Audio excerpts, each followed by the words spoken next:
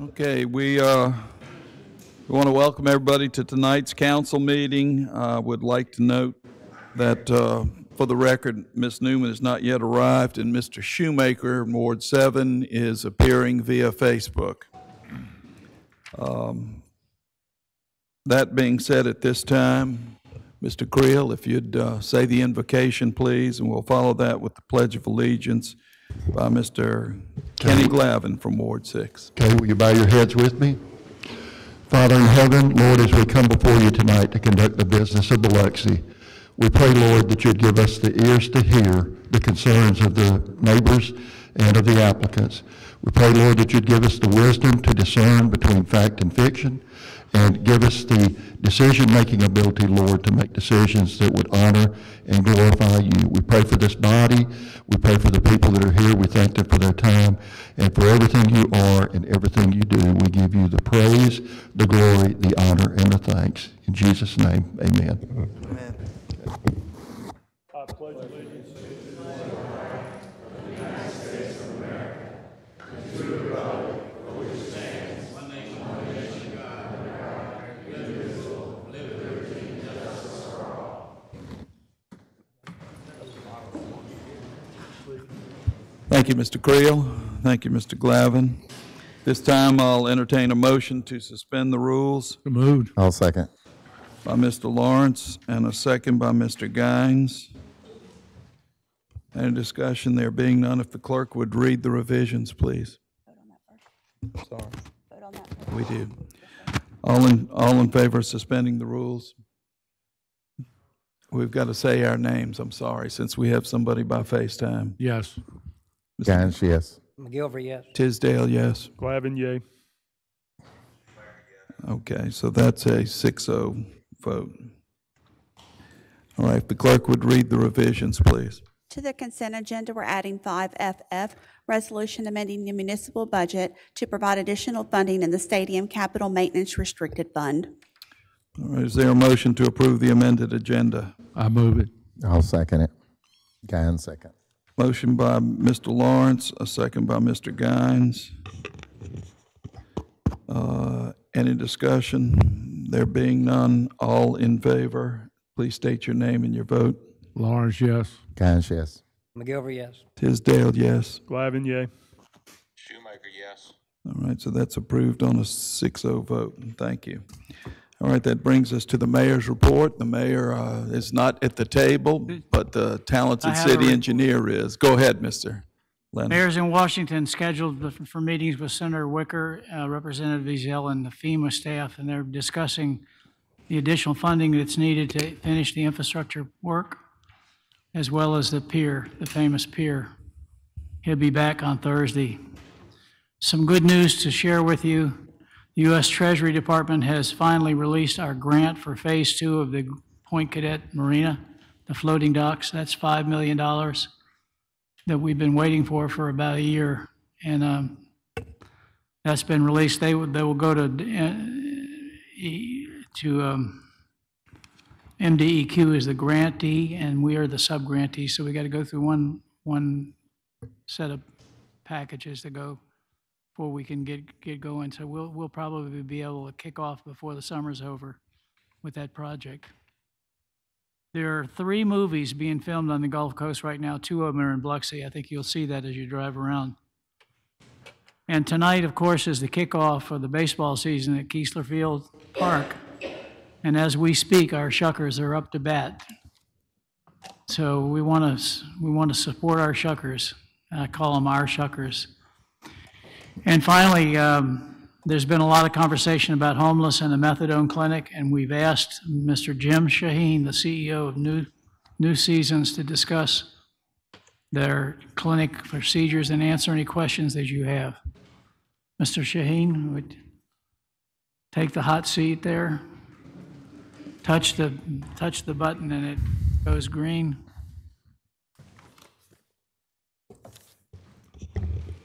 Thank you. Thank you to the mayor and thank you to the council for allowing me to speak. I got the opportunity to watch your last council meeting and would like to dispel some myths that I think folks don't understand about what we do in the methadone clinic. First of all, New Seasons is a national company. We have 87 clinics in 20 states. Every day we treat 32,000 patients in our clinics, all suffering from the disease of addiction. That's what we do. We treat addiction. And the disease of addiction can get very, very difficult. Specifically, we treat opioid addiction. Now, you may not know much about this, but when someone is trying to stop using opioids, it's a very painful process. Why we use methadone is because the methadone allows the patient not to go through that pain. And let me dispel a few myths. Patients do not get high on methadone.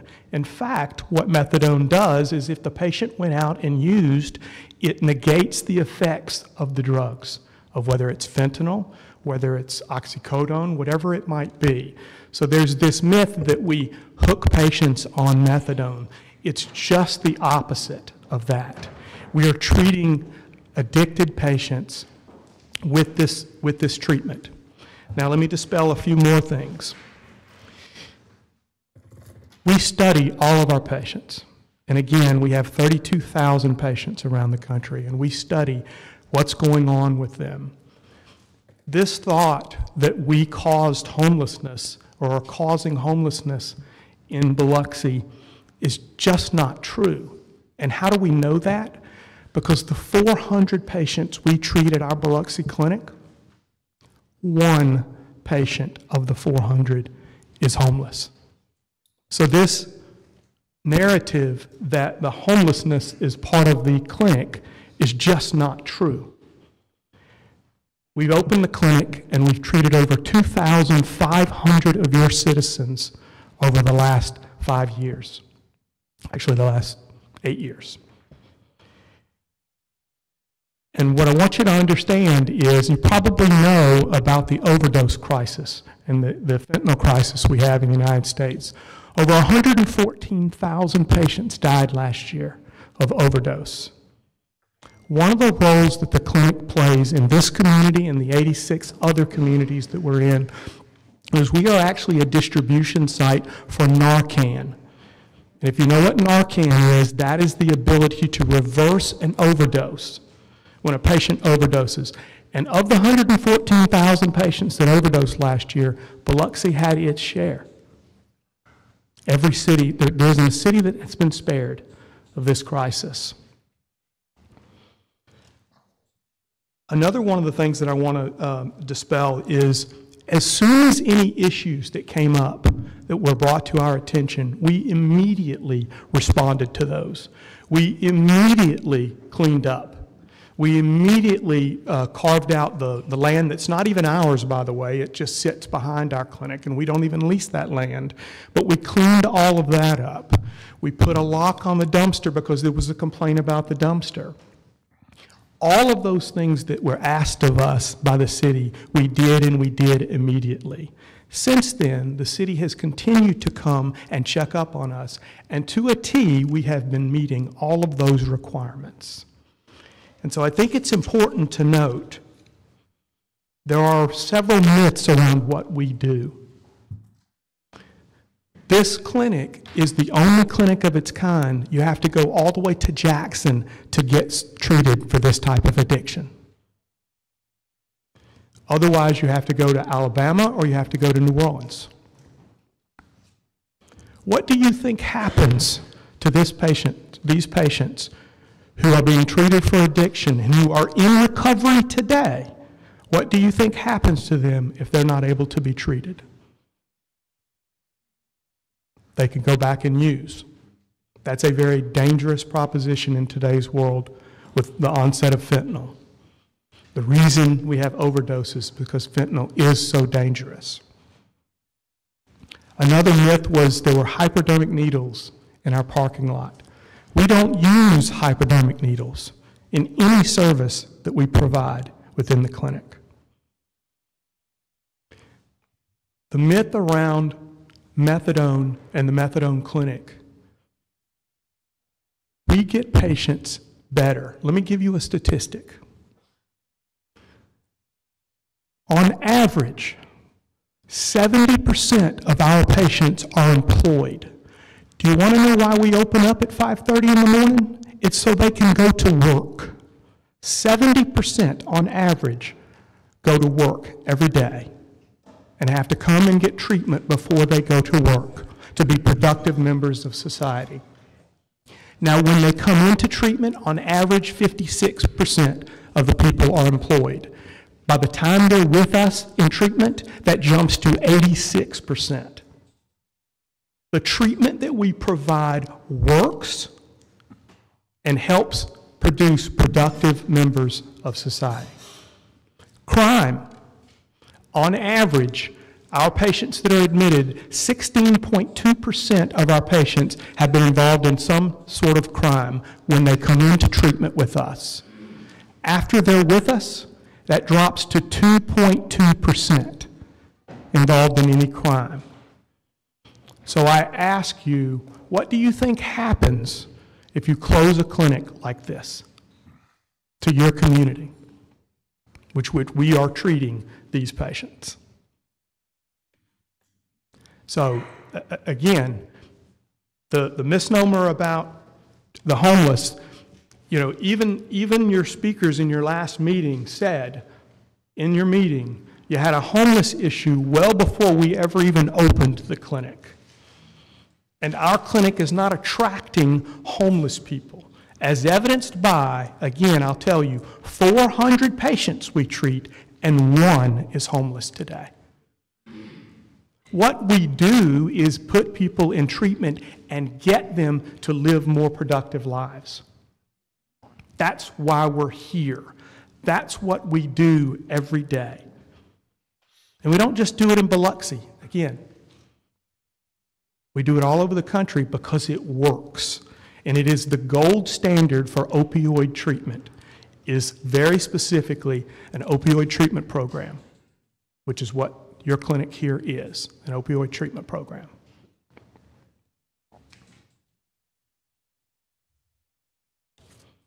I could go on and on about all of the changes that we made in response to some of the complaints, but I think suffice it to say, the cities continue to come out and there haven't been any issues. I bought a brand new video surveillance system just for the purpose of making sure that in fact we didn't have nefarious activities going on. We have a direct line to the police department. The police department will tell you we do not have nefarious issues going on in our clinic or in our parking lot. Mr. Shaheen, can we ask them for questions? Sure, absolutely. Council President? I don't have any questions. I know there's going to be further discussion for anybody who's interested in attending the town hall meeting. I suspect you're aware of that. That's next Tuesday at 6 o'clock here at the Civic Center. Those folks who may be interested in the room, it'd be an excellent opportunity to pose whatever questions or concerns or comments you have on the topic. But I don't have any questions tonight for Mr. Shaheen. Any of the Mr. Lawrence, do you? Yeah, I have a couple on, Sure. you was, when you first got your permit in 2017, your hours from 5:30 to 10, so they're exactly the same, correct? 5:30 to 10? It's 5:30 to 1. So, because it was originally 10. And they said y'all treat 70 patients, that's 70 patients a day? Or you said 400? It's a total of 400, but not every patient comes every day. It's spread out. A lot of patients who are doing really, really well come once a month, as an example. So it just depends on where they are in their treatment. But you still don't, you do more than 70 a day or not? I don't know that number off the top of my head. I wouldn't want to give you a wrong number. Sorry. And they used to do the wafers. I know y'all went to liquid. Is everything all liquid now? It is. It is liquid. We do liquid. So and the reason for that is, again, so that we administer it within the clinic. It doesn't go outside the clinic. We administer it in the clinic with our nurses, our doctors, and our staff, and our counselors. Is there any reason y'all got away from the wafer? For any particular reason, or y'all just the liquids are better for y'all? The liquids just tends to work better Yeah. for patients. So that was a couple of things, because originally it was never supposed to change from 5:30 to 10. Did you come back and ask, like, the community development to move it to 1? Because it was originally 5:30 to 10. So you say it's 1 o'clock now. It is. I don't know. Okay. 'Cause I mean, that was the know original the answer to contract that. was like that with the city. It was supposed to be 70 people a day, no more than 70 Right. per day, you know. And you know, what you're doing, you're helping the people that's addicted, but then you have to look at us. We got to take care of the citizens that live around there. They the homes, they the taxpayers. You know, yes, you helping people, they're getting better, moving on, that's a good thing. Well, the people that live here, that's who we represent. So we got to look at both sides of the story. If it's not helping the people in the neighborhood, then that's when we look at things we got to change. So, you know, what you're saying is fine, but then we got 50,000 people in the city of Biloxi, not that many lives around there, but I'm just saying, so our job, take care of the taxpayers of the city of Biloxi. Yes, sir. And the majority of our patients live here also. They live and work in this community. They're Biloxi citizens. And I think we have several here today who would like to speak. And you said you had 2 clinics in Jackson and Biloxi, that's it, the state? One in DeSoto County and the one here, Okay. 2 in Mississippi. All right, thank you. Council President, I have one question that I thought somebody would ask. One of the things we've heard about is the reselling of the methadone product. And was that allowed, or could that? Absolutely not. That doesn't occur within the clinic. It doesn't occur in the parking lot. Again, we have video that we record everything. If that ever happened, then a patient would actually be discharged from treatment, and they know that. All right. Mr. Guines, any questions? Ms. Newman? First of all, I'm not against anyone who has an addiction whatsoever, and luckily I don't have that for myself or anyone in my family, so I don't know exactly, but I've heard that methadone, even when they're on that, they're high as well. And so my question first would be, so they're going before work and getting high, right? And that is exactly wrong. The patients, what methadone does is blocks the receptors in the brain to keep them from actually getting high. So even if they went and used after they took methadone, they do not get high. It removes the effects of folks getting high. And methadone itself, our patients do not get high off of. And you can ask some who are here tonight. It's just a myth. It's just not true. Okay. And like I said, we treat 32,000 patients every day. It's just not the way. That's not how the medicine works. Okay, my brother was the manager for 5 years at the Advanced Auto next door, and he would have plenty of issues with the methadone clinic itself. And one of the things he says is if they're considered clean, they get a box and they get to take it home. And so I assume that there's, the methadone in there. And so then if they're off your property, they could very well be reselling it without your knowledge. So how could we stop perhaps that practice even if it's not going on? We have systems in place that check for patients when they've earned and are in treatment and testing clean for any other drug. They get the privilege of additional take-homes, and we monitor that and we check those. They're required to bring those back in and show us that they've got the right amount in their box, and it's a locked box that they have to have. Again, certainly these are folks, you don't get that privilege until you've been in treatment for some time and are stable. Okay, so if the methadone does not get you high, then why is it so important that we track the methadone being resold to someone else to get high? You know what I'm saying? And we're tracking it.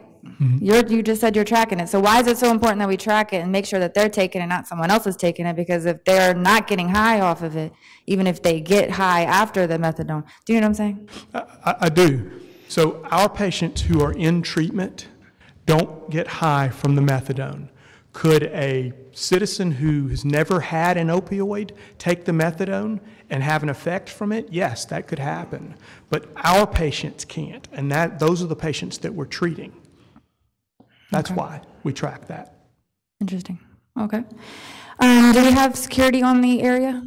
We do. We have what's called milieu managers. Those are staff that walk around and make sure both the parking lot as well as the inside are all managed. We call it a milieu. It's a therapeutic milieu when patients are in treatment. And so we have milieu managers that act as security guards and act as managers of the patients while they're in treatment or while they're, if they're in the parking lot waiting to come in or are leaving. So we manage that every day. Do you have security when you're not open? We do not. We do not. Would you be willing to increase security if needed? That's what we bought the cameras for, and we've been watching that and have not had any issues whatsoever. So,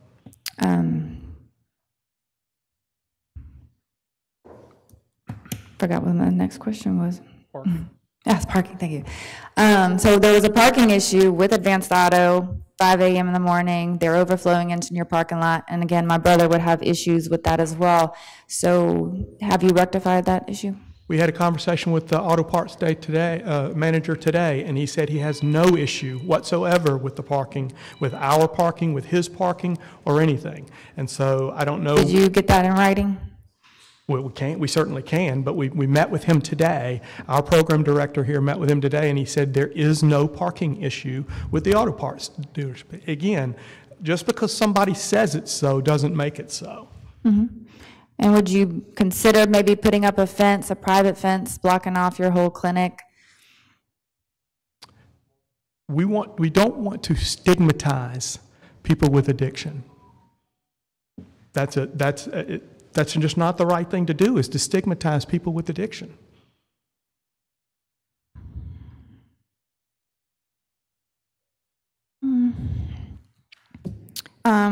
What steps exactly have you taken to address the concerns from the city? So there was a complaint in the back of a homeless encampment that was created in the back, again, not on our land, but behind there. We've cleaned all of that out and have put cameras again back there and are monitoring that and haven't had any issue with that. That was done in July. In September, we put a bolt on the dumpster because there was a complaint about the dumpster, that people were potentially opening the dumpster up and trying to get stuff out of the dumpster. So there's nothing in the dumpster that people could get high from or anything like that. But we put the lock on that, and we haven't had any issue with that. We installed the cameras in November. In December, we hired a contractor to clean up around the clinic and in the back 3 days a week. That has been occurring. So I hired a contractor to come and do that Monday, Wednesdays, and Fridays. That's occurring. And again, would you consider perhaps putting a stop to the program part of letting them take the box off of property? That way there's no accusation that it's being resold at all. They have to take it on the property. The federal government dictates the gold standard of care and exactly how people should receive care in opioid treatment programs, and that is one of the components of that the government stipulates for us to be licensed. Okay. How many number of patients can you get me? I don't know if you have the information on hand. How many has graduated from your program? Out of the 2,500, I don't know the number off the top of my head. I'm sorry. Okay. I think that's it for now. Thank you. Thank you, Mr. McGilvery. Any questions? I have none. Mr. Glavin. Got a couple. I'm going to follow up with the graduates. What do you think it is? You ought to have some indication of what the graduation rate is, do you not? Out of the 2,500, I would say 75% probably graduated from the program, something like that. We study that nationally. I just don't know Biloxi specifically. Sure. Right. The hours, Mr. Lawrence kind of touched on the hours was going to be one thing till 10 o'clock, and then it expanded to 1 o'clock. What prompted the decision to expand it to 1 o'clock? I wasn't here then when that occurred. I assume that was several years ago, but my assumption would be because the patient demand was for the service. That would be the only reason to do that. Okay, I'll get back to that in just a minute. Yeah, the box is interesting because before Councilwoman Newman brought that up, you said that there's no way that they could sell anything, but there is a way if they do have that box and they do have product in it. There's certainly risk at that, despite whatever the governmental regulations, gold standard, or whatever is. Correct? There still is that risk. You certainly would have that. All right. I just want to make sure we agree on that.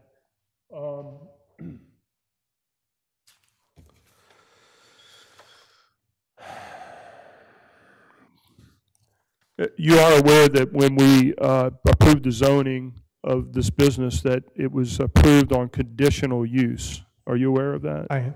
Okay, and do you understand with conditional use that if the business starts to interrupt with certain things in the area, that conditional use can be revoked? Are you aware of that? It's not, you get conditional use, you know, as a conditional, there are conditions to it. Sure. And if there's a problem, that conditional use can be revoked. Are you aware of that? I am aware of that, and I'm also aware that we haven't violated any of the conditions. I didn't accuse anybody of violating anything at this point. I just wanted to make sure if you were aware of that, not misled. We are.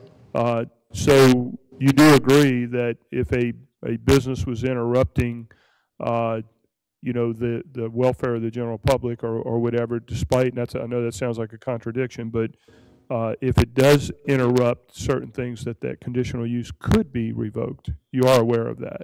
I'm aware. You agree with that? I don't agree, I'm aware. You don't agree that if it interrupts certain things and becomes problems with the community, you don't agree that the business could be revoked because of that? I think it could be revoked if you violate the terms set forth in the. Okay. Would you consider, because we were all led to believe that this business would operate certain hours, and certainly expanding it, it sounds like a benefit to the business because of demand, but would you consider going back to the original hours that you led this council to believe that you were going to operate? I'm just asking. Would you? I think we need to have facts, and I think the facts of our conditional use permit said that the hours of the business would be 5:30 a.m. to 2 p.m. So again, I don't know where you're getting your information, but the conditional use permit has 5:30 to 2 p.m. So, you know, again, I think we've got way too much non-correct information flowing, and that's why I came, was to dispel this. Listen, sir, I greatly appreciate that. That speaks to your character to be willing to do that, and I'm thrilled that you're with us today. We just know that we've been experiencing some feedback that that may be interrupting some of the peaceful, I guess, use of the residents and other entities around your business. Despite your good work. And we have to, like Councilman Lawrence said, we have to take care of the people. We take care of our businesses too. And we're trying to figure out what those facts are, right, what is truth, and get to the bottom of it. So we can all, you know, have a resolution that we all need to make sure that we're taking care of our responsibility and our obligations. And with that, I don't have any other questions. Thank you, Mr. Glavin. Mr. Shoemaker, any questions? If I can, I think what y'all are doing, y'all are providing, it is a great thing. But I'll just make one comment. You mentioned that there was no correlation between the homeless and the clinic. And you also mentioned that because one person says something, doesn't make it true. And I agree with that. However, from the council standpoint, looking at this, just here in the last week or two, as a council, we've had several emails from residents, local residents, and I've personally spoken with many residents of the neighborhoods locally close to the clinic who all say that there are issues. I haven't witnessed them. Unfortunately, I don't live down there and I'm not around that area frequently during the times y'all are open. I'm just saying that speaking from the citizens and the neighborhoods in relative closeness to the clinic, they say there are issues. And I understand if it was one or two saying that, maybe it's not true. But I find it hard to believe when so many residents of some of the different neighborhoods, not all the residents, but the ones that I've spoken to that have complained about it, do have some issues and do have complaints. And I think there's been some pictures maybe and videos sent as well. But that's it. I just wanted to make that comment, and that's all I have. Thank you, Mr. Shoemaker. Anything else under the mayor's report? I'd like Thank you, Mr.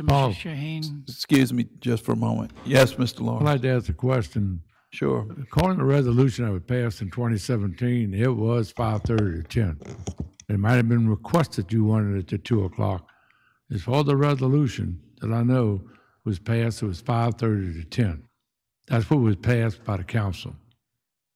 So I don't know if you requested 1 o'clock or 2 o'clock. You request what you wanted, but as far as the resolution, it was stated 5:30 to 10. So, I mean, that's just a few hours, but I mean, that's just something that we got to make sure that's right. Sure. But we'll have to pull the thing from 2017 This and is look the- at it, you know? Yes. This is the conditional use permit dated 4/5/2016. And it clearly states 5:30 to 2. So I'm not sure how to reconcile that for you. Okay, is that all the questions we have, Mr. Lawrence? But I didn't want to. Okay, thank you. Thank you, Mr. Shaheen. Please, Mayor's report. That completes the mayor's report We got a proclamation and the travel. and the travel. Yeah. So we have two things. We have a proclamation to present to somebody, and then we've got to spread the credit card charges on the minutes. So we'll just did that, okay? But I guess we need to do this proclamation. Go ahead. Councilman Glavin is going to introduce, Yes, sir. not sure.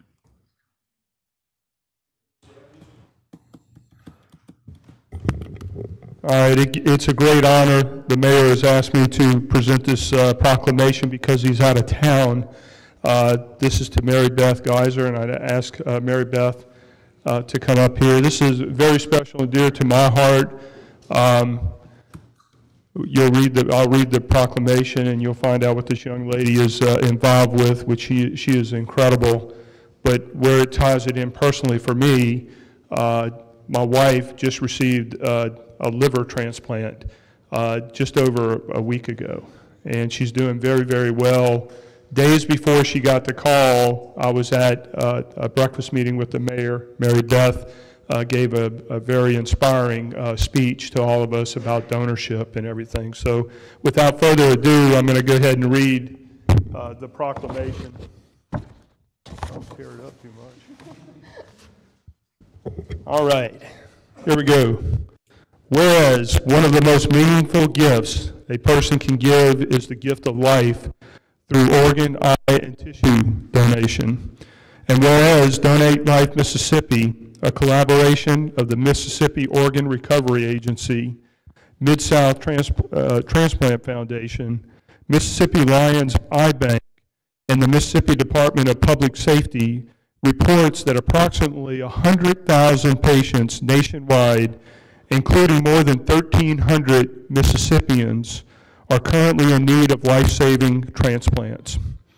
And whereas every 8 minutes, a new individual is added to the national transplant waiting list. And sadly, approximately 16 people die each day waiting for a transplant that never comes. Whereas, as of February 2024, more than 1.2 million Mississippians had registered to become organ, eye, and tissue donors, providing hope and the potential for a healthier life to those in need. And whereas the act of donation provides grieving families with the comfort of knowing their loved one's gift can bring healing and renewed life to others, making it a profound gesture of compassion and generosity.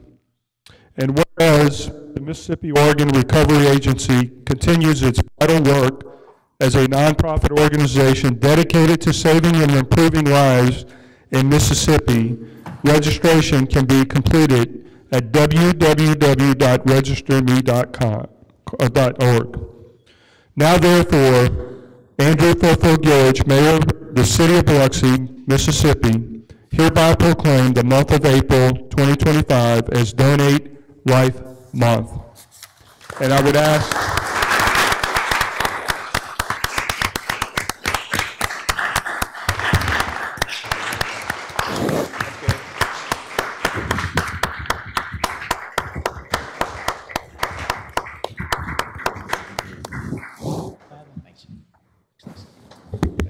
she's such a good speaker. I'm going to put her on the spot. By the way, this is the daughter of our fire chief, Nick Geyser.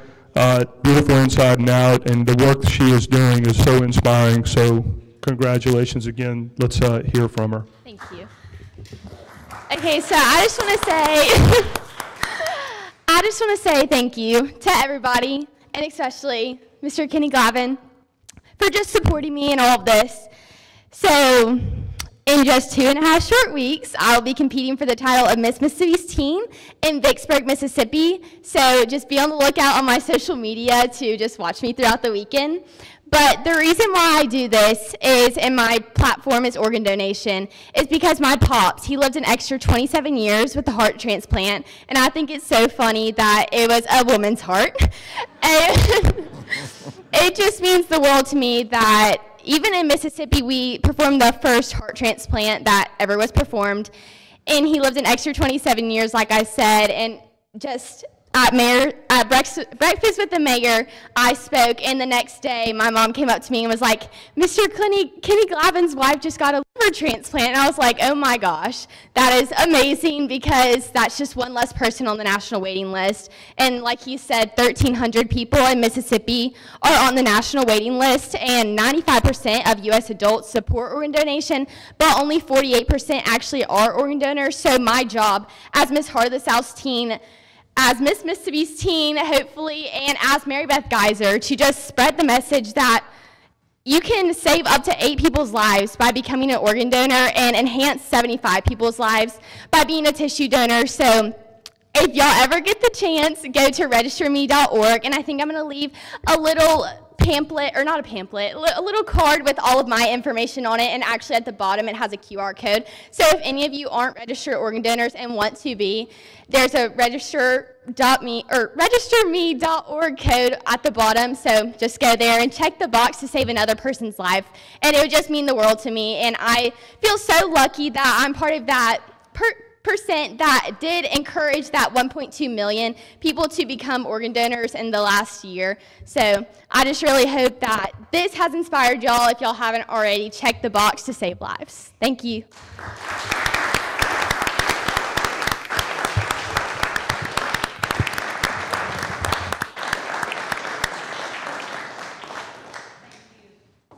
All right, that concludes the mayor's report. Thank you, Mary Beth Geyser.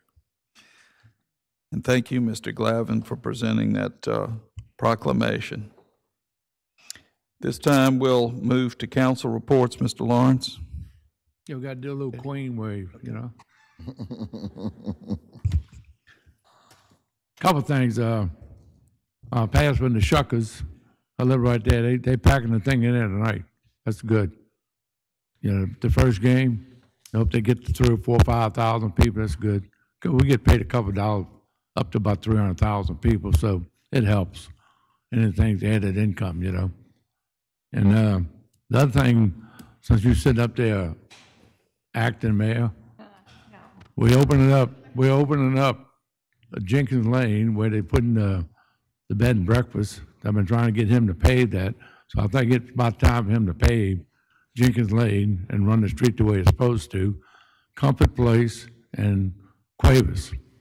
I mean, I've been doing that for better than a year, so now we get ready to do a bed and breakfast there. It's time, and the guy wants to build 2 or 3 houses back there too. So I just think it's time for us to step up and get that done. So you make sure you push that. Yes, sir. It's on the list, and I'll make sure to keep on him about trying to get those done. All right. Thank you. That's it. Thank you, Mr. Lawrence. Mr. Guines, anything? Yeah, just to the administration, I've seen some of the grass cutters coming down Division Street, and just keep up the good work, and let's get it wrapped up. Also, while I got Miss Christie there, there's a street right off Howard Avenue. I can't remember the name of the street, but it's the first street off Howard Avenue going north to the right. If we could do a little quick shave and pave on that area. Had some residents have some potholes, so we can check that out. Thank you. That Put it on the list. Thank you. That concludes my report. All right, thank you, Mr. Guines. Ms. Newman? So we have the town hall meeting next week about the Broadwater property methadone clinic. I also want to add Fatima to that list as well. I forgot to mention them the last time. Any new news on the Broadwater property? What's going on? How about the CSX part? Well, one of the pictures that is in front of you there shows a drone photograph that was taken just hours ago. And that is the amount of clearing that's happened in the last 2 weeks. It's looking good. What about the CSX property? Are they gone? This property has not been, as you can see it on the left-hand side of that, along the railroad track. CSX hasn't mobilized yet, but they're promising they're still coming. I know they haven't cleaned it up yet, but are the homeless still stationed on the property, or have we told them to keep moving? That's a good question for the police.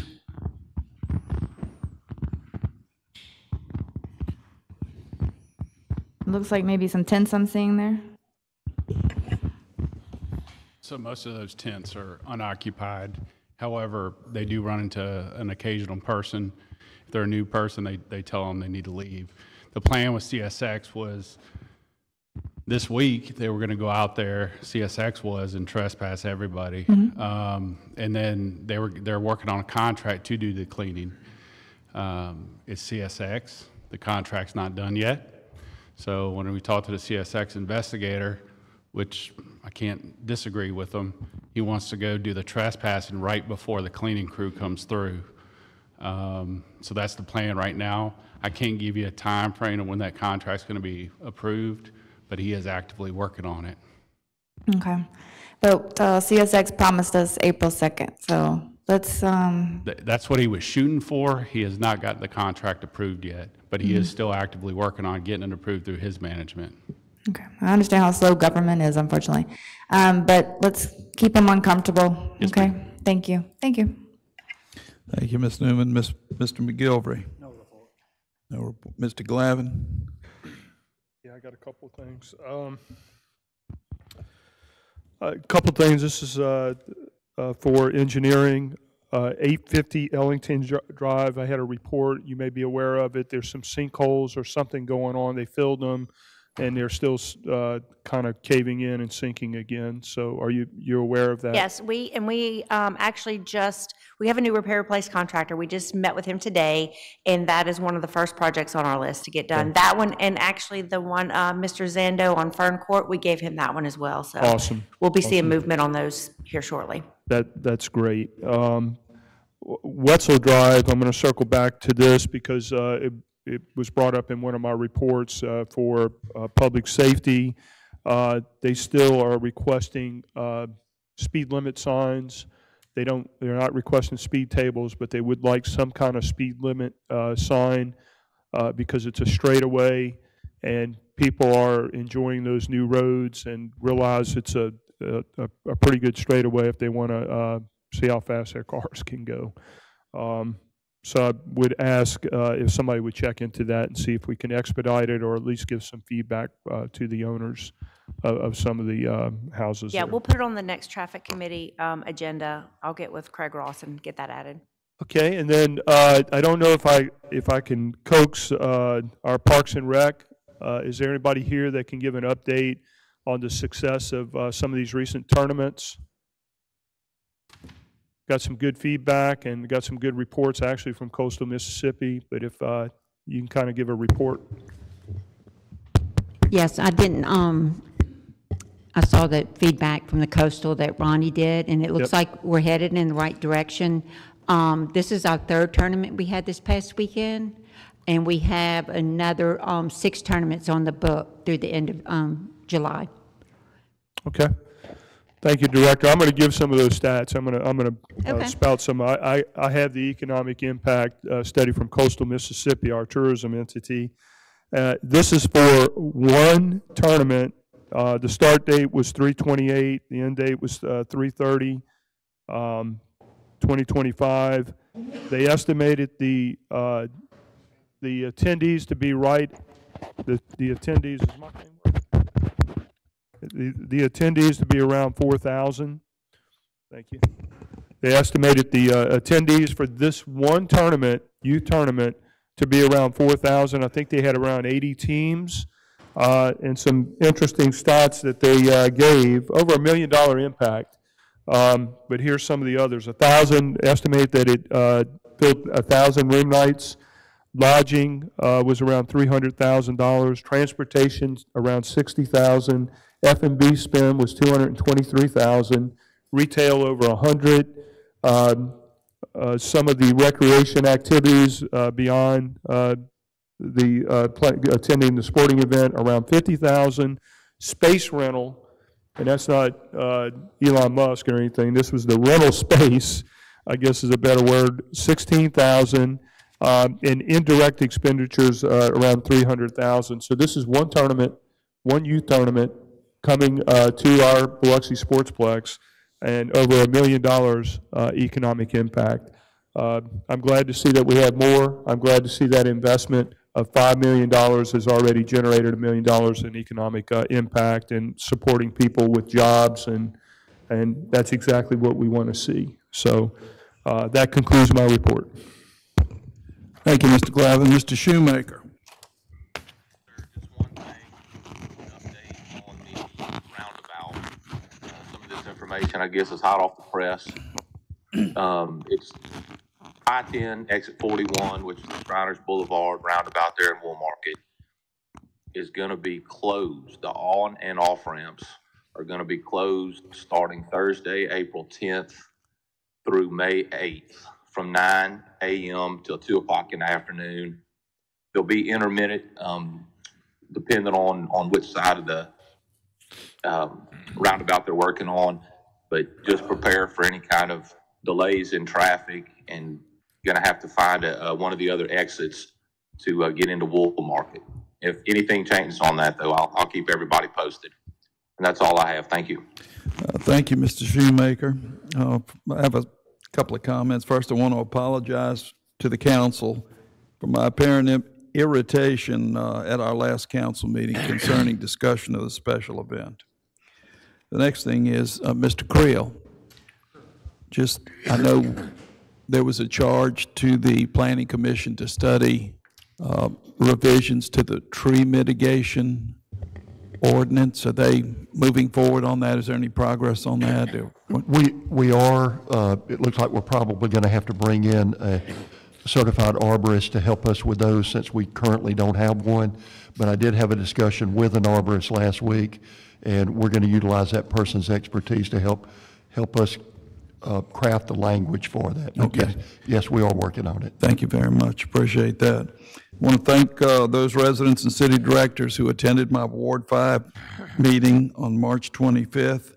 And if there's anybody in Ward 5, or anybody for that matter, that wanted to see the results of an activity where we prioritize the needs and concerns of Ward 5 and that of the city, that's available on my website. Also want to thank the residents in Ward 5 for their support. I'm grateful to serve another term as their representative of Ward 5.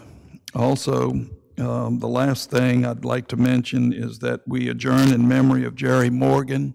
Some of you remember working with Jerry. I think he was the city engineer, I think for a decade, maybe more. He was hired under the Holloway administration, and I never worked with him, but my understanding was that he was very, very capable as an engineer, particularly as a city engineer. He retired in 2002 as the city's director of public works. So if if the clerk would make a note of that. That concludes my comments. That now brings us to the public agenda. We will set aside up to 45 minutes for citizens' comments. You are limited to a maximum of 3 minutes per speaker. When you come up, when you're recognized, come up to the table. You'll need to pull the microphone close to be heard. There's a sign-in sheet. If you'll sign your name, I think your address is asked for as well. And then before speaking, state your name clearly so the council clerk can record your name for the record. After that, when you start speaking, she hits the digital timer over here, and when your 3 minutes are up, you'll hear this sound. Another angel gets its wings. All right. Having said that, is there anybody on my left? Your right, Mr. Silvestro.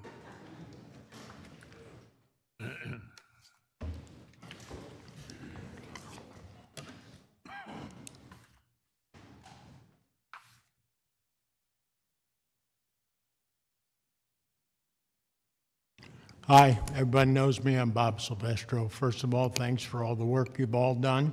I'd also like to thank Mr. Anderson and Mr. Four for trying to clean up the property by us. Also, Mr. Elliott doesn't seem to want to cut his grass and let him know that Miss Four's lawnmower is ready for him if he needs it. And I'd like to thank all my residents who have come forward. And I didn't know, I thought the process worked that you guys moved the methadone clinic to the planning board and then back to you. I didn't know it was a discussion. But since they decided to come here and discuss, I think it's a shame that you're having my residents in my neighborhood have to put their name on things and do it. And if you're the CEO of a company and neighbors or the code enforcement has to tell you to have piles of trash in your area and you don't have people working for you that bring that subject up, I think you have a problem. We have nothing against the people that use methadone and need help.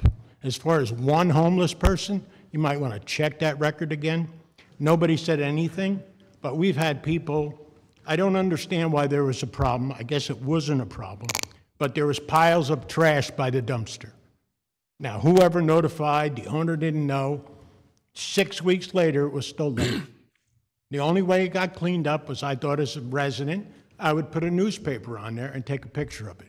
Now, we haven't discussed all the bottles. I'm sure they're fine, the methadone, there's nothing in it, that were a half a mile down the street, piles of it, at the old car wash. And it goes through to the area. I get it. I understand. I'm not the enemy. I'm trying to help. But I think it's a shame that these folks came here and explained what they didn't do. That's not their syringe. That's not their this. Not one person has come and say, we're sorry if we didn't do the right thing. Hey, a matter of fact, we run a company and we might have put our customers into a problem. And as far as we talk to the guy at the AutoZone, yeah, I understand. I'm not trying to make something up. I'm telling you, I have business owners here, whether they get 3 minutes or not, they're coming up here to talk. And we're just going to tell you the truth. And we're talking about people who own businesses that are at risk by saying something today. I think people should be ashamed that these people had to do that. Other than that, I appreciate your time. Thank you. Thank you, Mr. Silvestro. Is there anybody on my right, your left, that wishes to speak? Is there? Yes, sir. Please come up.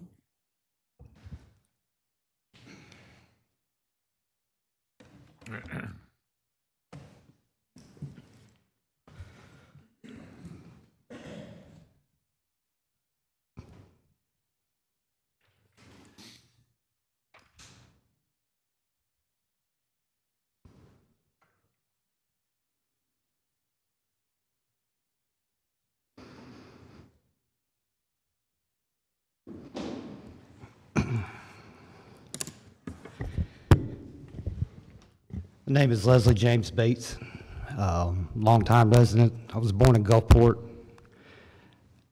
I really think it's sad, the misinformation and how behind the times we are when it comes to addiction and recovery. All this seems like a lot of he said, she said between trash being piled up, traffic with AutoZone, which I find it very interesting that a membership or somebody that is in management for AutoZone is so against recovery. I'm speaking.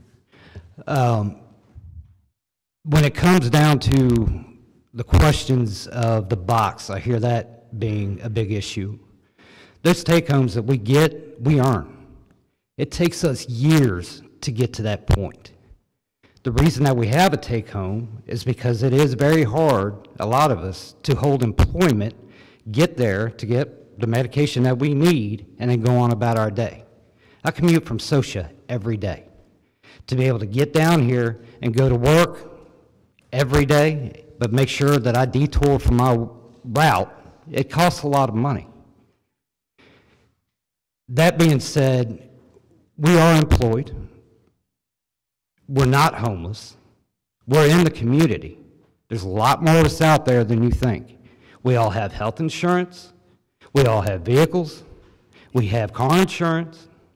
I find it very dispelling to know that we sit here and turn a blind eye when we have a whole casino row out there of drunks that stumble out of those casinos every night with open alcohol containers, but nobody's questioning that. But we dare question the lockbox that somebody earned and then try to say that we're going to sell medication. And by the way, no, you are not intoxicated. There is no side effect as far as being under the influence of anything by this medication. I can prove that because I'm a first-class shipfitter for Ingalls. They wouldn't have me on the flight deck of LHA 8 welding daily if they ever thought I was under the influence. I was under methadone then. I'm on methadone now. I've changed my career. I'm a lead agent as a surveillance officer for an area casino. I watch what stumbles out of there nightly, and I can guarantee you those casinos create a hell of a lot more issues than New Seasons does. We need tools in this community to help fight addiction. It's here whether you like it or not. We have alcohol addiction, we have gambling addiction, we do have an opioid crisis that's about to hit us. The more casinos we build, the more money it attracts. What's going to attract the homeless population is the ease of money.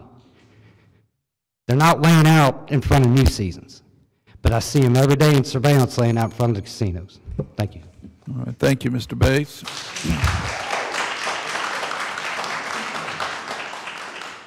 Is there anyone on my left? Mr. Linville? Thank you.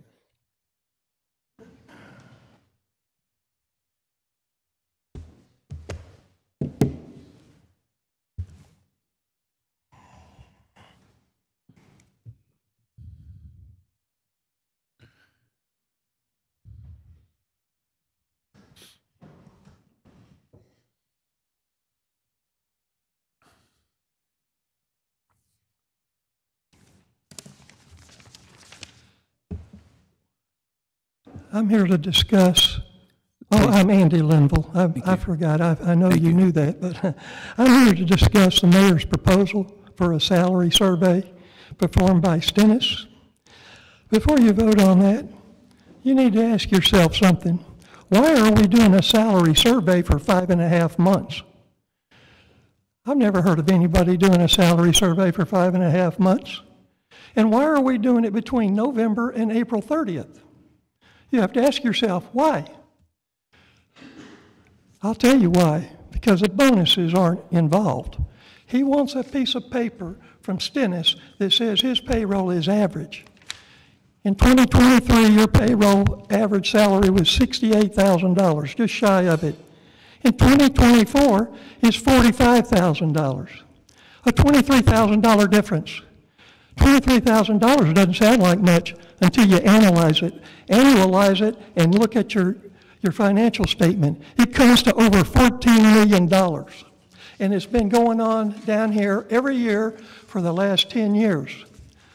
On March 25th, City Council asked the mayor to vote on these raises. It's not on the agenda. But if you look at the video, at 43 minutes and 33 seconds, he was asked to sign that, and nobody said it was $14 million. If you're going to have Stennis come over here and do a salary survey that means nothing because it doesn't include the compensation, you need to mention these facts to him. In the last 10 years, the administration department of this city hall has grown 249%. The executive branch has grown 257%. The legal department has grown 189%, and Parks and Recreations has grown 14.3%. The rate of inflation is 34. For every dollar Parks and Recreation had 10 years ago, they've got 80 cents today. This city is crippled by giving away $14 million every year in bonuses. When you vote for this Stennis program, you better understand what's going on, and I encourage you to vote no. And if you vote raises again, I encourage you to vote no, because nowhere in the city ordinance or the city charter does it say that the city council and the mayor can come in here and vote away $14 million in bonuses. It explicitly talks about salary and has the wages, but you've been doing it for 10 years. It's time to get your reputation back and stand up for the people that put you in this office and say no. No to both of them. You know what we're doing? We're hiring people to cut our grass. We've got 100 people too many working for the city, and we're hiring other people to cut our grass. $2 million of that 14 will hire.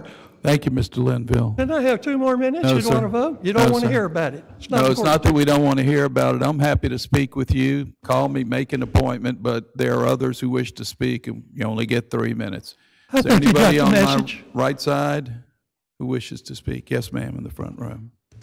Power used, the game power is called corruption. Mr. Linville, your time is up. Thank you.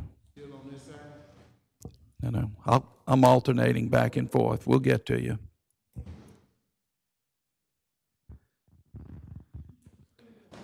Thank me later. It's on my watch. You okay?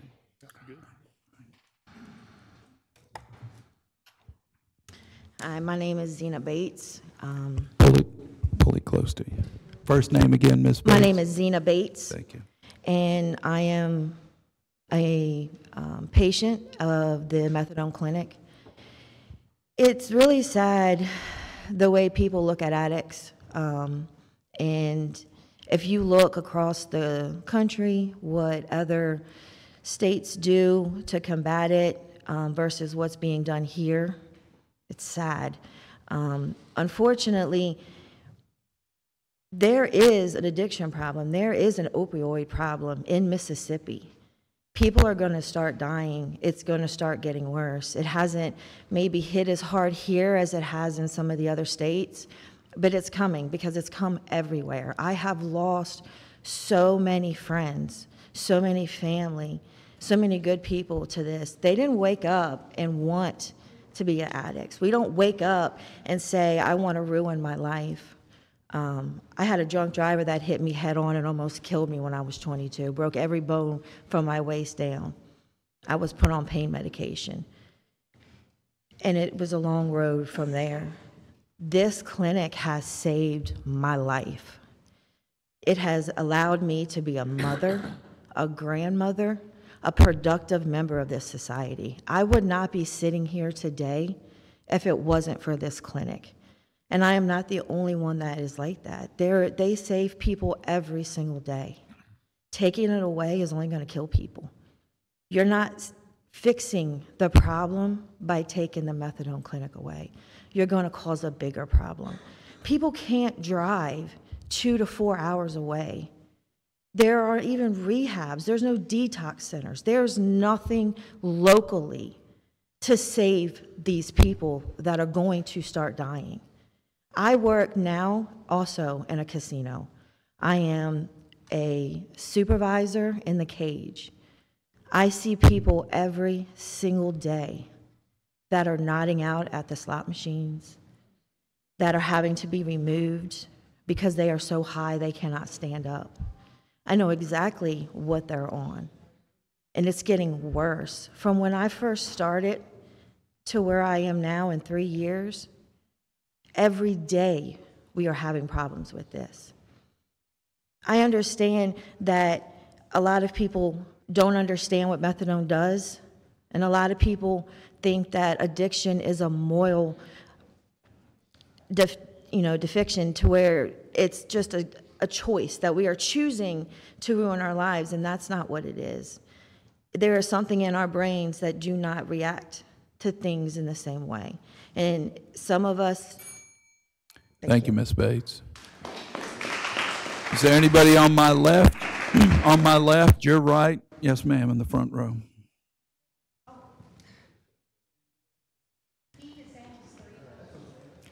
Excuse me, let me explain how this works. I'll alternate left to right. We'll get to you. Just be patient. Doesn't make any difference when you raise your hand. I'll recognize somebody. That's all. We're trying to get through this. Thank you. Yes, ma'am. State your name, please. My name's Alyssa Ronsonet. My family and I manage a business that's been in Biloxi for almost half a century now, and we are very near the methadone clinic.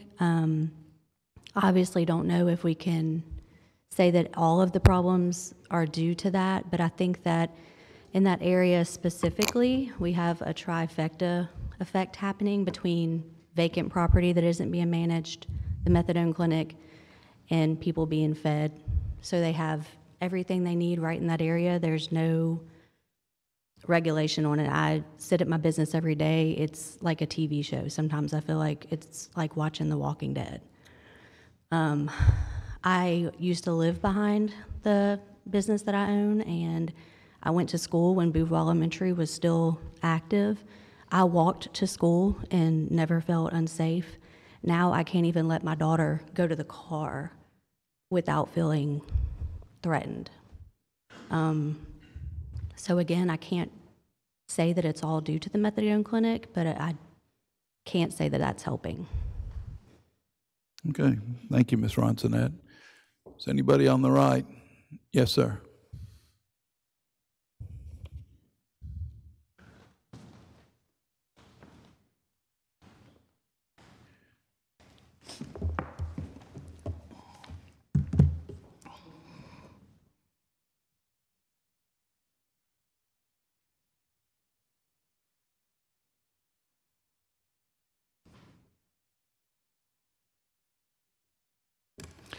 Hello, my name is Kevin Saunders. I'm a proud patient at the New Seasons Treatment Center. I've been on methadone for 21 years. During these 21 years, I attended law school, California. I ran for mayor of a very popular beach town in California. And when I decided after COVID that I wanted to live in a southern state and try something different, the first thing I needed to find out was, is there a treatment center? And luckily, since we wanted to move to Gaucher, my wife and I were very happy to find out that Biloxi has a methadone clinic, and that there is another clinic less than 145 miles away, and then DeSoto County is, I think, 300.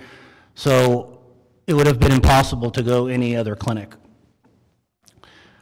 When I found out about this clinic, I was very, very impressed. They are a corporation that is mainly in Florida and Mississippi, and I believe like 14, I might be wrong, other states. Methadone is a miracle molecule. Let me repeat, it is a miracle molecule. It is the gold standard. Without methadone, I wouldn't be here. I'm currently getting my master's at Jackson State in history. I'm doing my master's thesis on the racial disparities between methadone in rural areas. And I'd like to think that without methadone, I wouldn't be here as a homeowner, as a proud partner of 9 years to my partner Kitty, sitting back in the back, who has supported me and dealt with stigma and having people tell her that how dare I run for a mayoral position because I'm on methadone. And I would say to anyone who thinks any certain way about methadone, think about if you're a diabetic. What is the difference between somebody who's on insulin for diabetes or methadone for substance use disorder? And to me, that's where the conversation ends right there. And to think that such a progressive southern state in a, progressive southern city in a non-progressive state would allow methadone and medical marijuana, that makes me proud. It makes me proud as a human being that I'm. Thank you, Mr. Saunders. That I have this opportunity, Thank you. and thank you very much. Is there anybody on my left? You're right. Yes, sir, Mr. Carney. I have a different subject, so it was interesting to hear some of the stuff.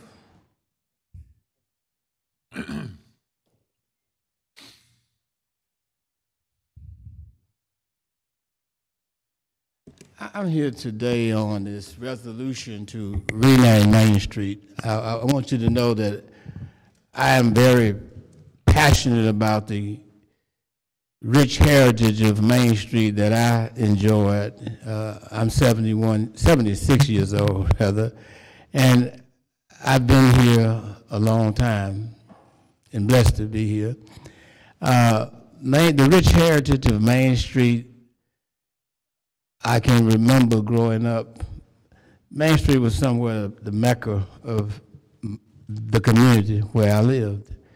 And I can remember the fish markets even on Main Street. Some of you may not be old enough to remember that. I see a few up there might be old enough, but that's the rich heritage of Main Street.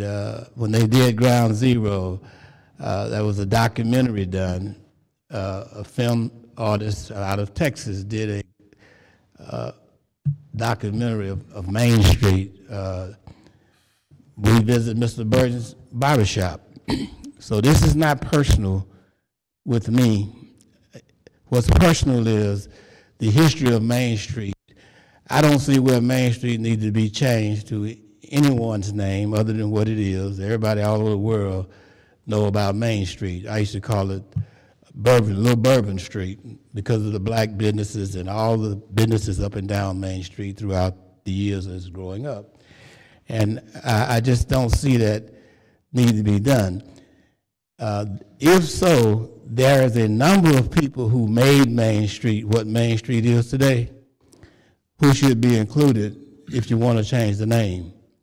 I would wish that you would think about having some public hearings on this, about the renaming or designation of Main Street, and allow some input from the community, because I feel strongly, and I watched, before I came to this meeting today, I watched the documentary that Mr. Daniels did and saw all those from the community that's videoed and gave their testimony as to how this community felt about Main Street. So I want to thank you for listening to me, and I would hope that you would perhaps think about at least consider having some public hearings on this matter and table it.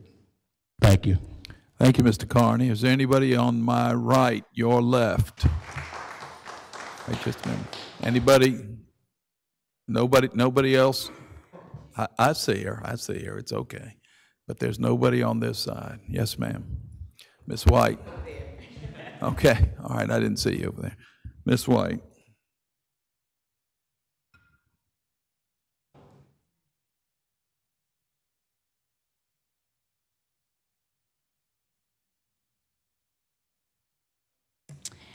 I have a little bit different take than he does. Being born and raised in Ward 2, I remember my childhood with all the barbershops in Ward 2. The only one I could really remember and say was Tyrone Barbershop. So I have come with so much joy at the thought that you as a council would consider renaming the street after Mr. Tyrone Burton, or Tyrone Barbershop with Burton family has been a very high integrity family, and he has a great reputation as a business in Ward 2. So I was born and raised in Ward 2, left for 30 years, come back, and after all of the changes I saw, sometimes they made me very depressed. The one thing that was a steady was Mr. Tyrone Barbershop. So I can't imagine you voting this down, but I'm going to be presumptuous and commend you and thank you for voting this street to be renamed after him, I think you're not only be honoring Mr. Tyrone Burton, his family, and the business, I believe you'll be honoring Ward 2 as well, and I want to thank you for that. That's all. Thank you, Ms. White. Is there anybody else on my left? Yes, Ms. Lawley.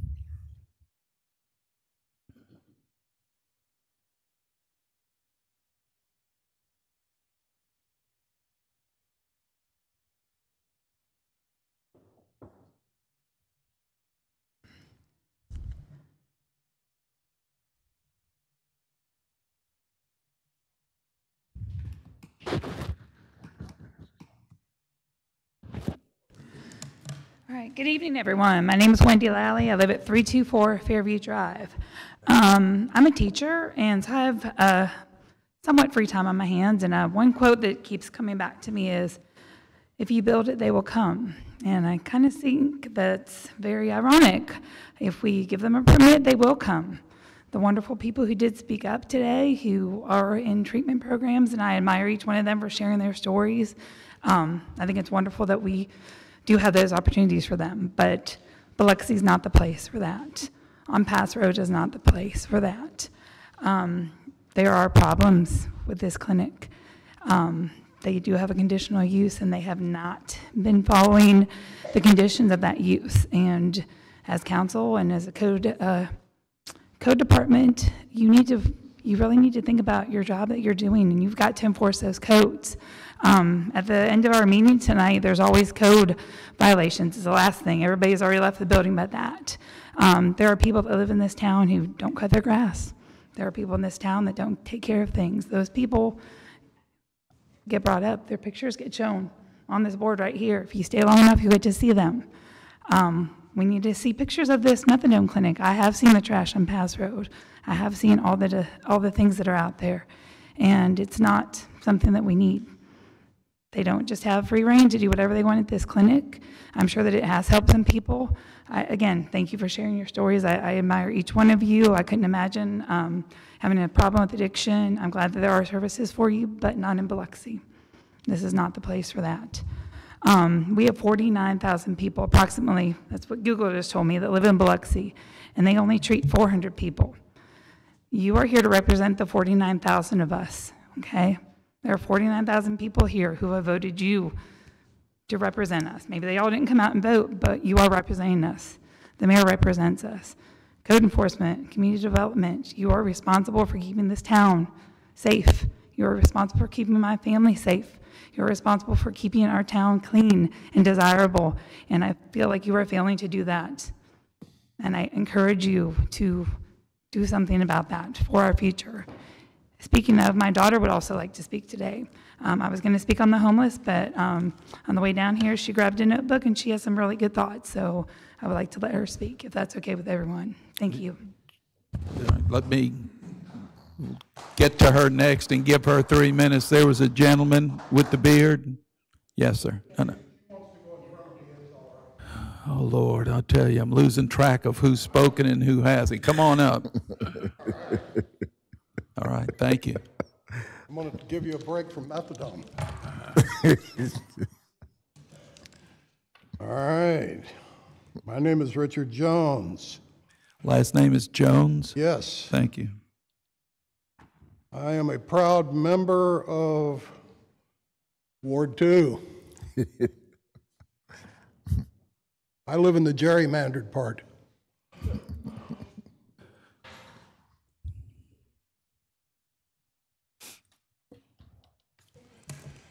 And then is what I want to talk about is biking the beach. I'm not personally a motorcycle person. I have nothing against motorcycles. I think they're fine ways of transportation. And I think it's what we need to admit here in Biloxi. How do we make our livings? I do believe it's off of tourists and encouraging people to come here and do what? Spend their money and go home, right? Well, here's an example of it.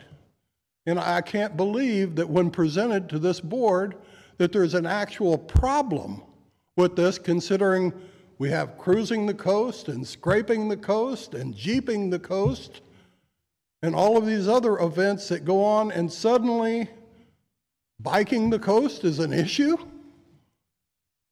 It's going to do exactly what the gentleman there was talking about with the ball tournament.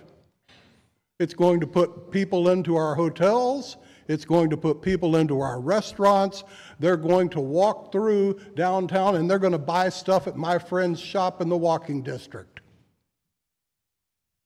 This is a no-brainer, people. This is not Marlon Brando coming in here with the wild ones. It's going to be people on motorcycles, not the Hells Angels. And for those fine people that got up here with the methadone issues, I applaud you for coming up here and telling your story, because like Ms. Newman, I also do not have an addictive personality, but I do have plenty of friends that have been through Narcotics Anonymous, and I also have a bunch of friends that I grew up with, because I am of that certain age, that have died from drugs and various other items. Thank you all for your time. Thank you, Mr. Jones. Ms. Lawley.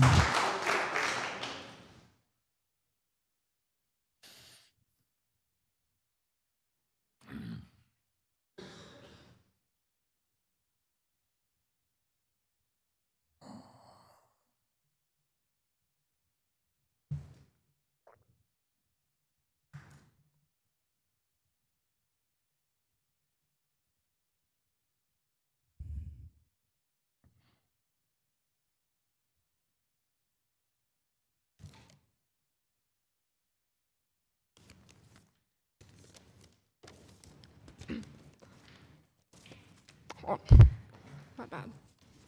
Hello. My name is Adrian Lally, and I live here in Biloxi at 324 Fairview Drive, along with my mom and my lovely family. I'm a sophomore in high school. I've lived here all my life, and I want to talk to you today on the issue of homelessness. As a student and as a child, it makes me very scared about the homeless, as I am very concerned that it is going to continue to be a hostile environment, and it's not a safe environment to be around. Like, I feel scared to go outside sometimes because I'm afraid that someone's gonna walk up to me and try to do something. And as a new driver, I get scared whenever I have to stop at a stoplight that a homeless person might walk in front of my car, or just in the middle of the road, someone might come just running into oncoming traffic. And the trash that they also leave behind is disgusting. There are laws in place against littering and loitering, and I feel like on a daily basis they're violated. And I would like this issue to be stopped for the better of Biloxi, and I'm worried about the future of it if it continues to spread. And thank you for your time. Thank you, Adrian. Welcome. You've migrated to the front. Come on up, mister. Let's go.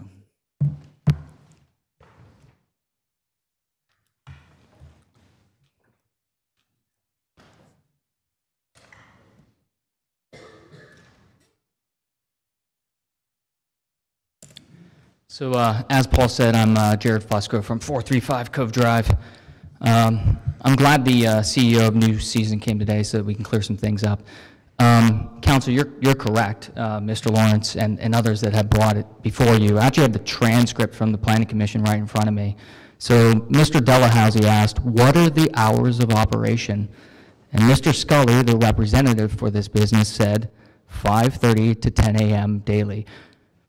But I think we can figure out why this would happen, this mistake, right? So this conditional use permit, which, mind you, this is what you approved, which is on the Planning Commission transcript, because that's what's attached to the resolution. So this is binding by law. But the person who's responsible for actually writing the permit, which it sounds like was handed to the representative just moments ago, it is Mr. Creel's department. So I can only come to one of two conclusions. Either this is just an error administratively in writing the permit, and it's not according to what our elected members here actually approved, or there's a stipulation in the ordinance that allows Mr. Creel to independently, if he determines so, that it's a minor deviation and won't impact the surrounding community, he can go ahead and make that update on his own. So I would love, when I'm done speaking, for you guys to find out what the answer is on that one. The other thing is that, interesting fact, you can have this clinic as a conditional use permit in a neighborhood business zone, but you can't have a psychiatric treatment facility in a neighborhood business zone. It's not allowed even by conditional use. It's kind of an interesting thing because 53% of a major study I've read of those who are addicted to opioids have at least one significant mental health issue. New Seasons doesn't provide that care, and you can't get it in a neighborhood business zone. But, you know, and one last thing, again, as a standard for conditional use permits, you have to be able to protect property values. I would love the CEO to come up here and tell us if he had a neighborhood business zone behind his house, would he be willing to approve that? But all that said, a more important note with my last 30 seconds here is this. What I've seen in this room today is an effort to divide this community and make it people against the clinic as somehow being against treating people who are addicted to opioids or other things. That is a false dichotomy. What we have here is we have an issue with this location. We've had issues with this location, and this is an effort to pit residents against other residents. There's a neighbor, and I'm not going to say her name, his name, that is here, that is very familiar with having conditional use permits and other types of zonings used as a way to pit residents against residents, and I find it inexcusable. Thank you for your time. Let's go.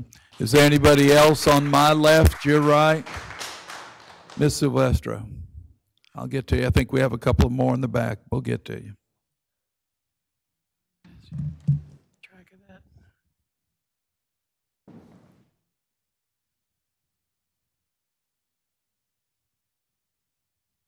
Hello, everyone. I'll try to make it quick so that other people can speak. But one thing I do want to say is I do appreciate the CEO or the owner of New Seasons speaking today, along with the testimony of the people who are receiving treatment. But one thing I need to point out that other people have pointed out as well, these people who have been giving their testimony, while I greatly appreciate it, they live in Gulfport, they live in Gaucher, wherever it is. They're not living in Biloxi to see and witness every day what happens around that clinic. The owner lives in Florida. So the people speaking are not the people living in the neighborhoods affected by that business presence. I also agree with the speaker right before me that it is just this particular location that we are concerned about. And there's a sign on the door of this location reprimanding people and telling them they better watch out and better not continue to sell drugs on the property. So people within the clinic even acknowledged that there was a problem. So I don't know what else to say, except that it is affecting our neighborhood. We feel unsafe, and like another person said, it's a trifecta of unmonitored areas, free food being given out, and the clinic, okay? And I will take another few seconds to just ask a question off the subject of the methadone clinic. It's a rhetorical question, but I want to know, what does Biloxi stand for? What does Biloxi want to be? Do you want to be a tourist town or not? Because we have Bike in the Beach.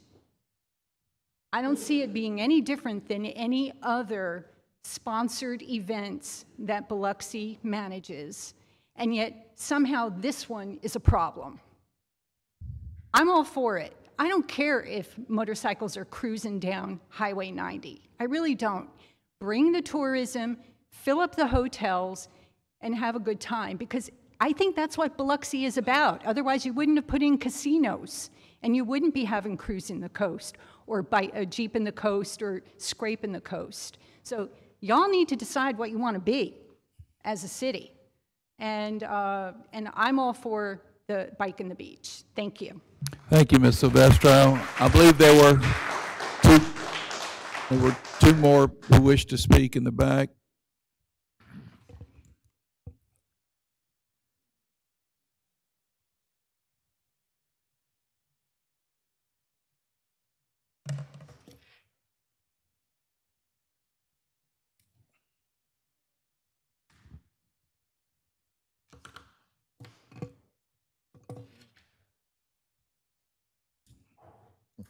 How y'all doing?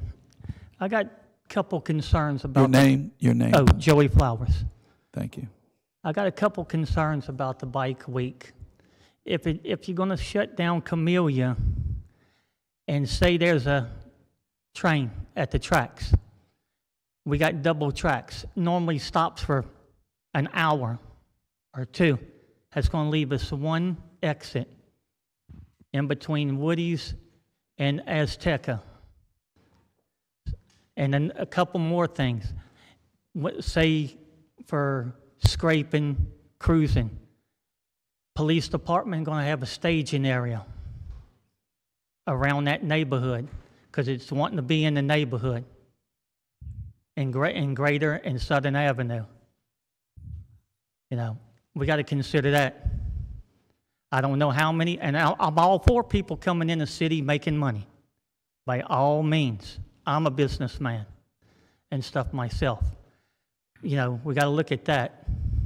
You know, we got a couple issues. How many bikes is going to be on that one street? Not even 1,000 yards from the business, the sanctuary. You got apartment complex, two apartment complexes. You have houses not on the same street as that, on Camellia.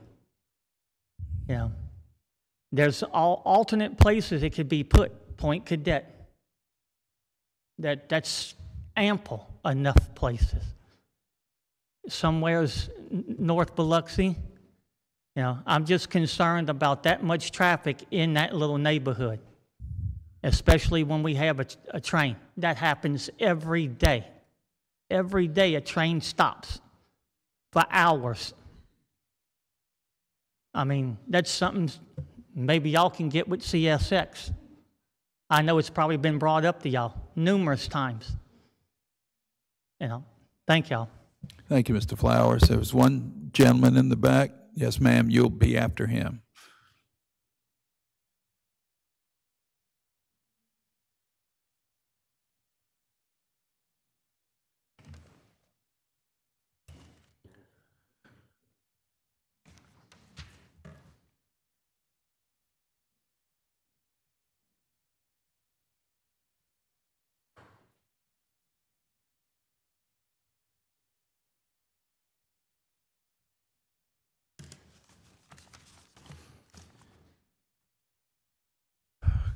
My name is Michael Souza. Good evening, members of the City Council. Thank you for following me or allowing me this time today to speak, not just as a concerned citizen, but as a Navy veteran, a patient of the opioid treatment center now at risk of being shut down. And I want to be honest with you, from where I stand, the center isn't the problem or the problem. It's a solution. It's a phase where people like me go to get better, to break the cycle of addiction, and to find a way back to the life I once had. I served my country with honor, courage, and commitment. But when I came here, like many veterans, I didn't come back whole. And then I found this clinic. The care I received wasn't just about a prescription or a protocol. It was about being seen, being heard, and being given that second chance. So I'm standing here today as living proof that the center is working. I've heard the arguments being made, concerns that the clinic draws in the homeless, and it's not that kind of facility. We want right there in our community, but with all due respect, that simply is not true. The majority of the patients are from right here in South Mississippi. We are your neighbors, your coworkers, your veterans, the people who cook your food, build your infrastructure, and quietly show up in your communities every day. You have the power to make sure that chance doesn't disappear. I know it may be easier politically to let it, but morally and practically, the right choice is to let the center continue operating. Let it keep saving lives quietly and effectively, just as it has done for so many of us. Please don't close the doors on recovery, not now, not when so many of us are finally walking through them. Thank you for your time. Thank you, Mr. Souza. Yes, ma'am. And then we have time for two more. Every time I think we're done, we have more hands go up, and we're approaching our 45-minute time limit. Yes, ma'am. Good evening. I'm Shelley Kendall. I live in Greater Biloxi subdivision. First of all, too much to address, so I've got to do it very quickly. Number one, bring on the bikes. Bike in the beach should be allowed. I live within less than 5 minutes walking distance of the sanctuary. I do not have a problem with this. Let them have it. They have invested a ton of money in this city. To tell them they can't have it is criminal. On to the next thing. Methadone is a strong opioid. Your director, CEO, has just told you that they're not getting anything out of it. Look it up. Easily done. Now I'm going to read you something from an addict, my cousin. And I also use drugs. It's a choice. I chose to stop. She chose to stop. You do it cold turkey, you're done. The guy that's been on methadone for 21 years, this is a solution? We're giving him drugs for 21 years. Hallelujah. Okay, so I have to go back. I want to read this to you. This is from a recovered addict. Methadone is a narcotic painkiller prescription drug. It doesn't give the same high as Percocet, but it's a narcotic painkiller. Excuse me. It absolutely does not, under any circumstances, negate anything except withdrawal symptoms by connecting to the same cell receptors as narcotic painkillers and heroin. It's literally just a substitute that has a 10-day half-life, so the upside and downs level out. Oxys and heroin last about 4 hours. Methadone lasts 24 hours at full effect and stays in the system for 10 days. So each daily dose builds on the last, so instead of doses every 4 hours, 1 per day, and it stays effective the whole time. Usually administered in liquid form, it's a DUI to drive out of the clinic on it. It brings drug addicts to it to live nearby because they have to go daily. Unlike Suboxone, that you get a prescription and go to group therapy. Suboxone works. It negates drugs and people get off it. Methadone is not.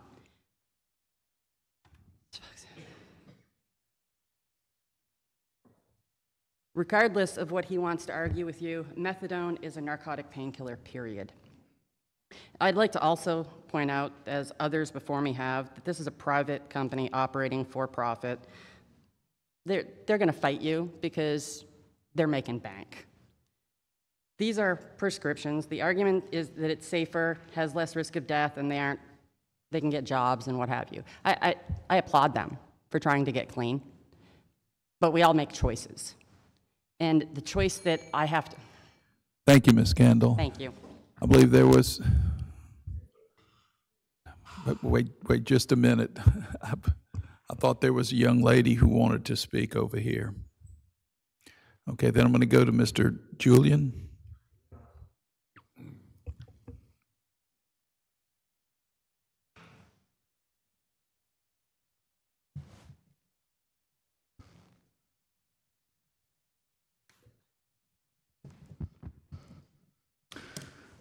Good evening. My name's Robert Giuliano. I'm here to support biking on the beach. I'm a transplant from Arizona, and I've seen the millions of dollars that bike weeks have brought into Cave Creek and the Phoenix area. And I just came to support biking on the beach. I would also like to mention, since you and I talked, Mr. Tisdale, earlier, the reason I bought in D'Iberville and not Biloxi was because of the methadone clinic. I chose to be as far away from it as possible. Thank you. All right, thank you, Mr. Giuliano. It was gentleman over here. Yes, sir. Come on up.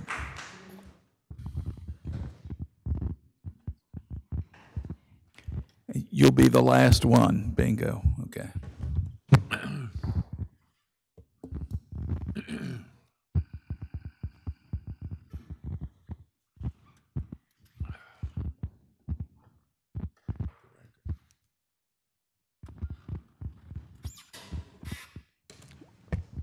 How you doing? My name is Dane Jensen. I am the program director for Biloxi Treatment Center. I've been with the center for 7 years now. I was a counselor for 2 years, treatment services coordinator for 2 years, and been the program director for going on 3. First of all, let me make something clear as far as the hours. Our dosing hours are, our business hours are 5:30 a.m. to 2 p.m. Our dosing hours are 5:30 to 11 a.m. The reason they were pushed to 11 a.m. because my census grew. 10 a.m. just wasn't enough time to get everybody dosed. As far as business hours, as I said, being 5:30 to 2, patients don't come in and just dose. They've got requirements they have to meet when they dose. They have to go through counseling once a month. They've got groups they have to attend. They are required to do a quarterly physical with our prescriber. They're required to do an annual physical with our prescriber. They're required to have a TB test once a year. No different than going to any other medical clinic. With regards to, as far as security of the center, I manage the cameras at work as well as managing my cameras at home.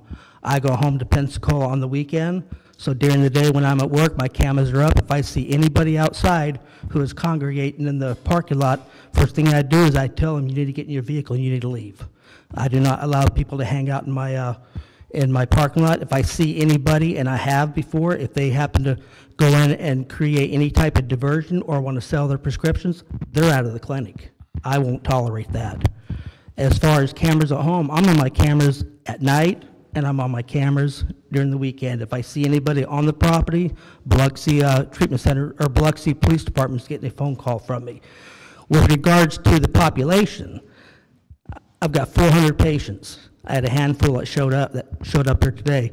I can pull up the stats and we want to see them. 66% of my patients are Biloxi residents. They're not just out in the outlying areas of Gulfport, Goshen, Sauget. They are Biloxi residents. Thank you. Thank you, Mr. Jensen. Oh, also, what I want to say too is not only do we dispense methadone, we dispense buprenorphine, and we dispense Suboxone. So they've got 3 different types of drugs, or 3 different types of medication that the doctor, once he evaluates the patient upon intake, he decides what the best treatments could be for this patient. So it's not something about them come in and decide, hey, I want to get on methadone. The doctor, he will make that that determination at the time of his intake and his evaluation. As I said, they don't just come in and just dose and leave. They are required to go through counseling. They're required to go through take-home groups. We have other groups such as coping skills, anger management. We do groups 5 days a week. Thank you, Mr. Jensen. Last gentleman.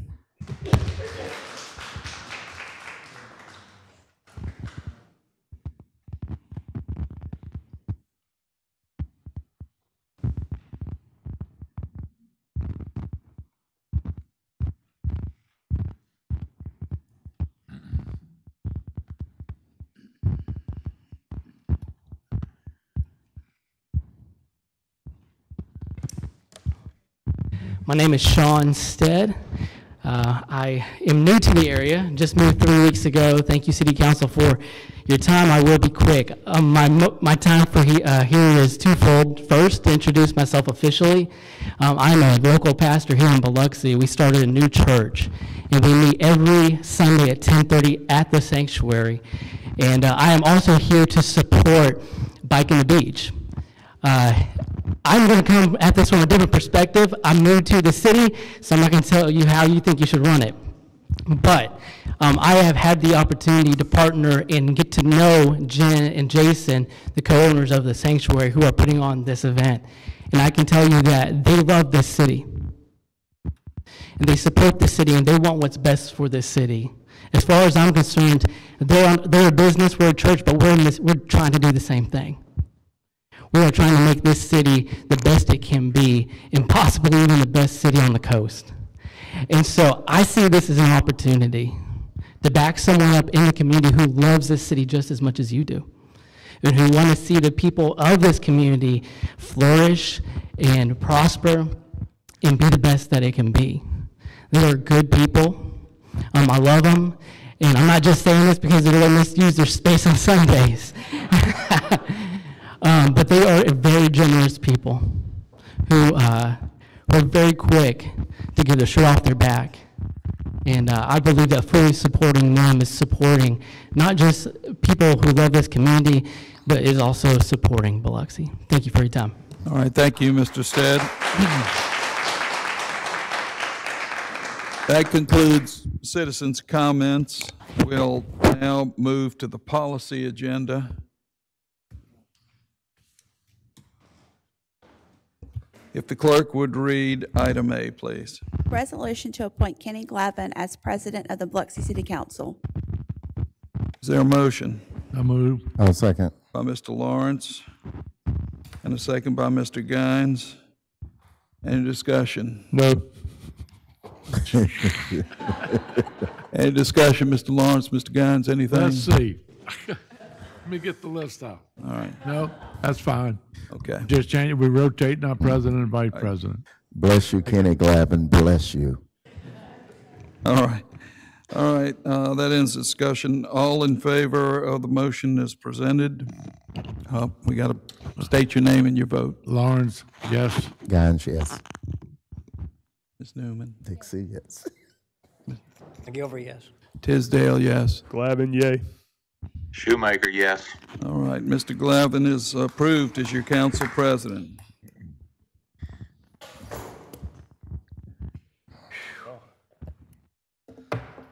All right, it's been a while. Let's continue on here. The clerk would read the next resolution. Resolution to appoint Felix Ogons as vice president of the Biloxi City Council. So entertain a motion. So moved. Second. We duly motioned and seconded. Any discussion? Same thing. Second place. All right. Okay, any additional discussion from anyone? All right, there being none, we'll call for the vote. Lawrence, yes. Guines, yes. McGilvery, yes. Tisdale, yes. Glavin, yay. Shoemaker, yes. Congratulations, Felix.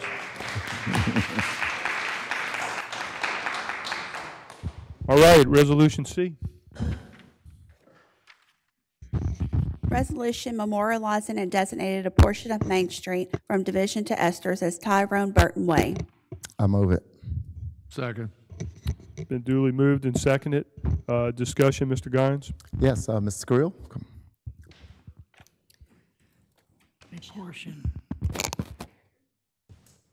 Let me just clarify, this is not renaming the street. Had it been a motion to rename the street, it would have had a public hearing before the Planning Commission and then come to council. What this is an honorary designation. The street will remain Main Street, and the street signs will still show Main Street. But just like Dr. Gilbert R. Mason Memorial Drive here, there'll be a brown sign placed there, which is the historic color of the signs, that will say Tyrone Burton Way, and it'll run from Esters to Division. So it's not a renaming. Yes, thank you, Mr. Creel. And I urge all my colleagues to support this. You're talking about someone who's been in place and still in place over 64 years. He's knocking on 65 years. That's a lifetime, and probably and possibly the longest running business on Main Street. So I encourage all my colleagues to support this. Thank you. Thank you, Mr. Guines, and thank you for showing off that beautiful haircut. Mr. Lawrence? We have done this several times across the city, naming like Mary Mahoney's Walkway. You don't change the name of the street, Magnolia, just add a sign stating Walkway. Same thing will be done here. So you're not changing the street name, because you do that, you got a lot of problems. Because then you got to change the addresses and stuff like that. So we just added that a few years ago as a walkway, just take care of the same thing. You're still honoring everybody without changing the name of the street. Thank you. Awesome. Any additional discussion? There being none, Chair will call for the question. All in favor? Lawrence, yes. Gaines, yes. McGilvery, yes. Tisdale, yes. Plavin, yea. Shoemaker, yes. All right, passes unanimously. Thank you, guys. All right, we'll move on to item D. Resolution to grant conditional use approval to authorize the newly renovated Barks Bottling Company building as a bed and breakfast located at 142 Keller Avenue. I'll move it. I'll second.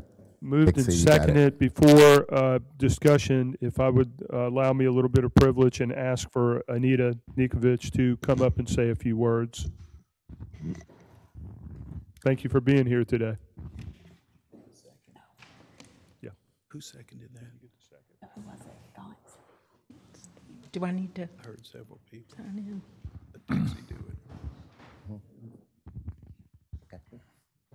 Who's the second? Felix was the second. 1, 2. Good evening. My name is Therese Nikovich. I know most of you. I've known some of you my whole life practically. And if you know me, I'm a very proud native Biloxian. I'm here today to propose that we open a small bed and breakfast at the old Biloxi Artesian Bottle Works building. Closer. Pull it a little closer to the mic. Oh, really? So everybody can hear you. Yeah, you almost have to eat it. But Okay. My proposal is to open up a very small bed and breakfast at the old Biloxi Artesian Bottle Works building at 142 Keller Avenue. It is in Old Biloxi, and it's a very historic building that was once on the list of most endangered historical sites in the state of Mississippi. Our intention is to provide a comfortable lodging experience while preserving a significant part of Biloxi's history. I left a collage of pictures in front of your seat, and if you will take a look at those pictures, they're significant because, well, the first thing you see is the logo that we propose, but also the picture, the oldest known picture of this building to date. That picture probably dated back to the late 1800s or early 1900s. In the second row, you see pictures of the building in its shape after Hurricane Zeta, and many people thought that the building could not be saved. We thought that we were going to lose that little piece of history. The bottom picture is the front view of what the building looks like today. A lot of work has been put into the building, a lot of love has been put into that building. The building we propose has 3 king-sized luxury suites, which would lodge just 6 people, and a suite for myself. I would actually, because it's required, live in the building. It would become my home. So anyone visiting there would be there with me in a very comfortable, quiet environment that fits in well with the neighborhood. I can say for a fact that it's true that Biloxi prides itself as being the birthplace of Barks, and there's nowhere else in the world that can take that claim, and we're very proud of that. And we want that to live on with pride by inviting people into this building to stay, and we want them to go back to their homes and tell people that they stayed there, and to tell people how wonderful our city is and that they want to come back again and again. So with your yes, we would like to invite a few people every now and again to come and stay and lay their heads down in that history that we are so proud of. And if you have any questions for me, I'd love to answer those. Therese, we appreciate that. Since I invited you up, I do have a question. Do you have any biker parking or anything there for any bikers? Let me tell you, I can tell you what we do have, a beautiful parking area in the back that would comfortably park 10 cars, and I will tell you that anything you approve, we will welcome. How's that? That sounds good enough. Thank you, If you approve it, we're for it. We're with Lawrence, you. Mr. Lawrence, anything? We still working on getting Jenkins Lane paved, so you can have a nice Jenkins Lane, that's a little street that runs on the side of you. I didn't We know it have had to a get name. it, yeah. You gotta know. And- That's what that is. I thank you for that, Mr. George. Yeah. I really do, because that means a lot, that needs to be done, for And sure. I wish all these people could see this picture. The one that amazed me is when it was falling over, and you put the boards to stop it from falling over. 'Cause I thought it was gonna fall apart. I talked to Jerry. Jerry said, they better hurry up and do something, because they ain't gonna make it. Well, I can tell you that the owner of the building has shared with me that when the contractor propped that building up, we were told that they were not positive that it could be saved. They thought it could not be saved. And a lot of love and a lot of finances on the part of that family member has gone into that building to make this happen for Biloxi. Did you add a loft to it? Like- The loft is still there. The loft is still there. And the history of that loft will be told to every person that walks in that building. There is also a place that is being designated where the original well was. The well collapsed on itself. Originally, we wanted to expose the well for all to see. That isn't possible. But there will be a brass star on the floor marking that spot for anybody to put their foot on top of and take a picture and say, this is where that first bottle was poured. Awesome. You want me to tell them about the recipe? I can tell you about the recipe. Edward Barks Sr., around about 1898, in his own handwriting, up in that loft, wrote the recipe for the syrup that went into Barks root beer. I believe there were a couple of ingredients left out intentionally in case it was found in the future. But I can tell you that his wife, Elodie, was a very devoted wife, and she sat up in that loft.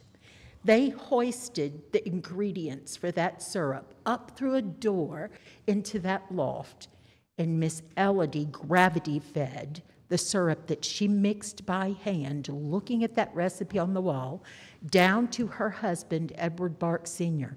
He sat on the ground floor over the well, and he hand-fed that syrup into the very first bottle and every bottle after until they started changing the way, and he hand-fed the artesian water out of that well in that very spot. We want to tell these stories. We want people to come in, and I want to show them the hospitality that my mother and father taught me, and make them feel comfortable in those four walls, and let them know that they're always welcome to come back, that it's a very special place, and it deserves to be alive for another 2 centuries at least. And the building has been reinforced so that that can happen. And the original wood has been saved to paneled walls. So you will walk into history. You literally will. It's going to be a sight to behold. Awesome. The chair recognizes Mr. Gines. Yes, I was honored to sit back and watch the aches and pains of the building, walking it when it kind of tilted over slightly. I'm very good friends at some of your neighbors around that area, and they are so happy to see this move forward. So I would be more than happy to support this, because this would be something great for the community, and especially from a historical standpoint. So thank you guys for doing this. So proud and so thankful. All right. A lot of time and money. Yes, I can be responsible for the time. Yep. Definitely. Good. Okay. Ms. Newman? I'm so excited about this, and I'm so proud of you. I want to be the first one to stay. Can't wait to see it. Mr. McGilvery? No comment. No Mr. comment. Tisdale? No comment. I'd just like to say, drink Barks. It's good. You know, that's all I have to say. Isn't that the truth? All right. Mr. Shoemaker? No, I don't have anything. Come on, you got to have something. All right, you don't have anything. Hey, I'd like to say something. This was a conditional use on this piece of property before. It never was used, so it expired. To let everybody know that you can't have 2 conditional uses on one piece of property. So the other one expired. And it's in a neighborhood business, which has always been that way. And actually, the Lucille, the restaurant, was there before. You know, so So that's why I'm standing there for y'all. I'm all for you. This is one of the good things we're doing. So that's a good spot. You're still in the backyard anyway, right? The box property, yeah. That means a lot to me coming from you because you've been there my whole life with your daughters in school and everything. Well, I wasn't Thank quite you there so in much. 1898, but I wouldn't fall off. Well, no, I would not think so. Mr. Tisdale would like to be recognized. Yeah, Mr. Creel, you can just nod. There are a number of short-term rentals. I want to say there are a couple across the street to the east. I don't know if the one on the corner to the north is short-term, but it's zoned NB, and I think the one on the west side across from Keller, they are short-term rentals, and I believe there are some on the east that are also short-term rentals. Several. Right. Yeah. Correct. I just wanted that on the record somewhere, that it's not unusual to have overnight visitors. Thank you. All right. Chair would like to call for the question. Lawrence, yes. Guns, yes. Gilbert, yes. Tisdale, yes. Glavin, yea. Shoemaker, yes. Passes unanimously. Move on to Resolution E. Congratulations. Thank you. Thank you. You're welcome. Resolution affirming the denial of special event application submitted by Genuine Entertainment for Biking the Beach. Point of order, can I move item B? Do I have that latitude? This is A and B. Can I move B? You can move for discussion. All right. I'd like to move B for discussion. Movie for discussion. And I need a second. All right, second by Ms. Newman. Before we get deep into discussion, I'd like to allow them to do a presentation. If you could keep it as brief as you can. Hello, everybody. Again, I'm Jason Stearman. Thank you again for letting us present some more information. So I want to start with when this process started. We did not request a special event permit. We were advertising and marketing concerts and a festival that we normally do every weekend at the sanctuary. And Captain Payne said, you know, this might need a special event permit. And under his advisement, we filled out the application. I never asked for a Tier 1 permit. Since then, this last week, I've discovered the rules about a Tier 1 permit, and that is for people, special events that have more than 200 extra personnel hours and 5,000 people. If you look at my original application on the left, when they asked me how many people I thought per day, I honestly thought, but without knowing what the rule was, I said 1,000 per day. We have 2 full days and 2 half days. That's about 3,000. In my opinion, this should be a Tier 2 or a Tier 3 permit. Also, I'd like to call your attention to your own rules in the ordinance regarding special events, that in B, it says, nothing herein authorizes denial of a permit because of the need to protect participants from the conduct of others. That pretty much means you can't deny a permit for what you think might happen. Also, on the second part, C, sorry, I don't have my glasses, it says, when grounds for the denial of a permit specify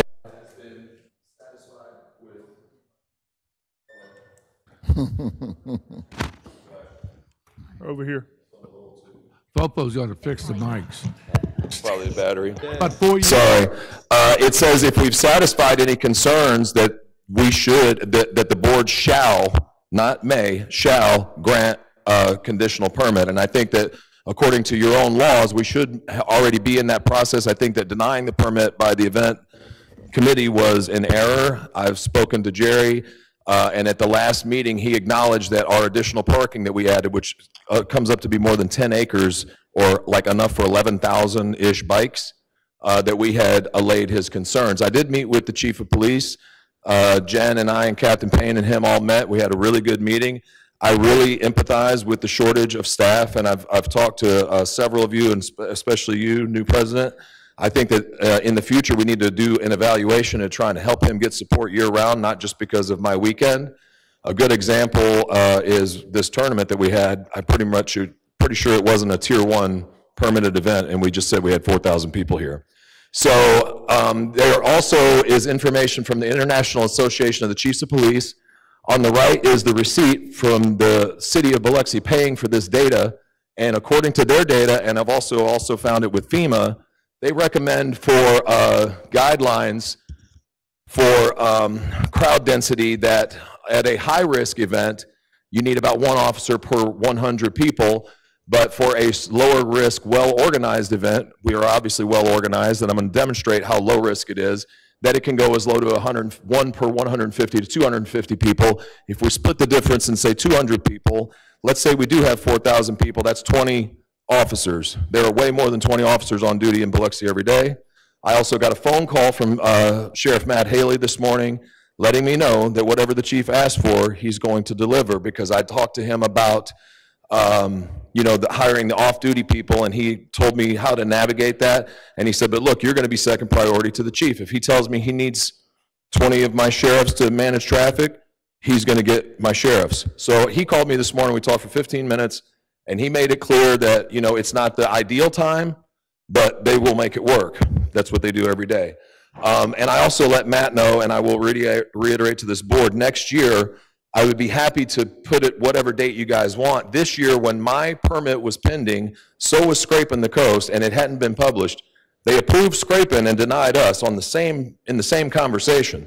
So if Scraping had been denied or told to move their date, and we'd have gotten ours, they would be the ones with the timing issue. On this slide, I'll demonstrate we have a much better demographic than them. So the statistics that I gave you last time to discuss how much money these people spend, statistically, it's $892 per participant per day at similar events. I went and grabbed all the crime data because maybe it's going to be a problem. There's things from like Daytona Bike Week, 500,000 attendees, no additional cops, the regular 60 Daytona Beach police officers. The crime statistic was staggering. It was 0.07%, and a total of 50 arrests or citations, and the violent crime was virtually zero. You go down to the Harley-Davidson Homecoming in Milwaukee where they build Harleys, 130,000 people, literally zero crime, zero notable arrests, zero violent crime.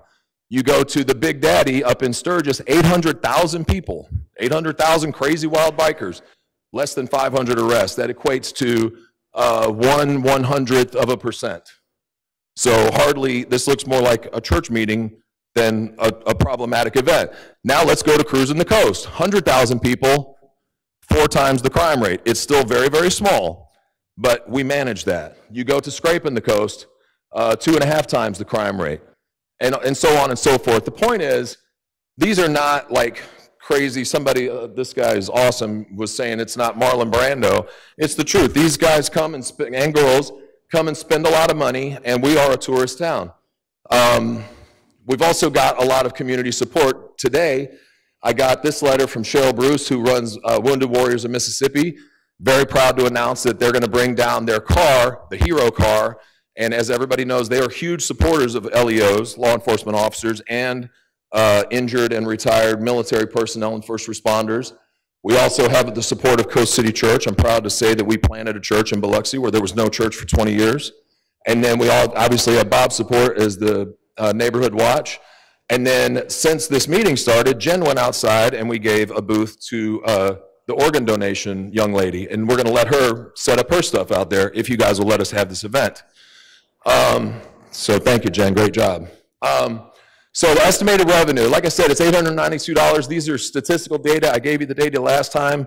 You have copies of it. That works out to be a potential impact over this weekend of about $20 million. It's a big deal. And all I keep hearing is how much money I'm going to cost the city. I didn't know until the other day. Last September, we gave $30,000 of our money to Cruising the Coast for them being so nice as to grace us with Cruising the Coast. So I didn't ask for 30 grand, but I will next year.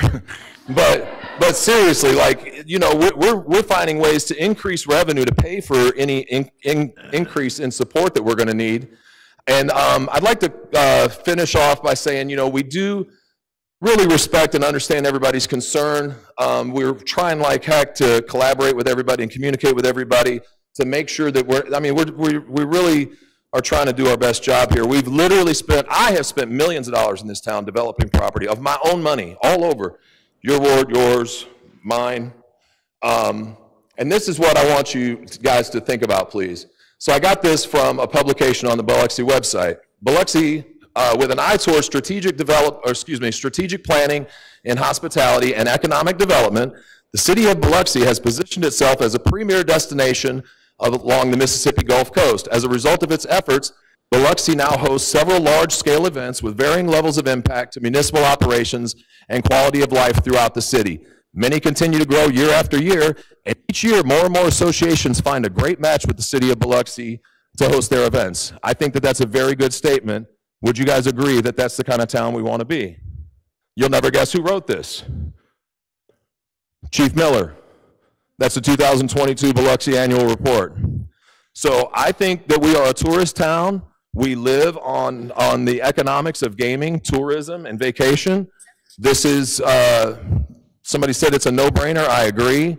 Oh, and this is what I don't want us to become. This is social media that has nothing to do with me, that is organically grown, saying, is Biloxi closed to tourism? If you're a developer who's interested in investing in Biloxi to build a resort, casino, et cetera, you might want to look somewhere else. I have put my own money in this town, tons of it. $2 million in this project of our real money, not corporate money, our money. So I don't want that to be the reputation that the rest of the world sees as Biloxi. I want them to see us as the great city that I call home, that we're welcome, that everybody's welcome, whether you're on 2 wheels or 4, and I thank you again.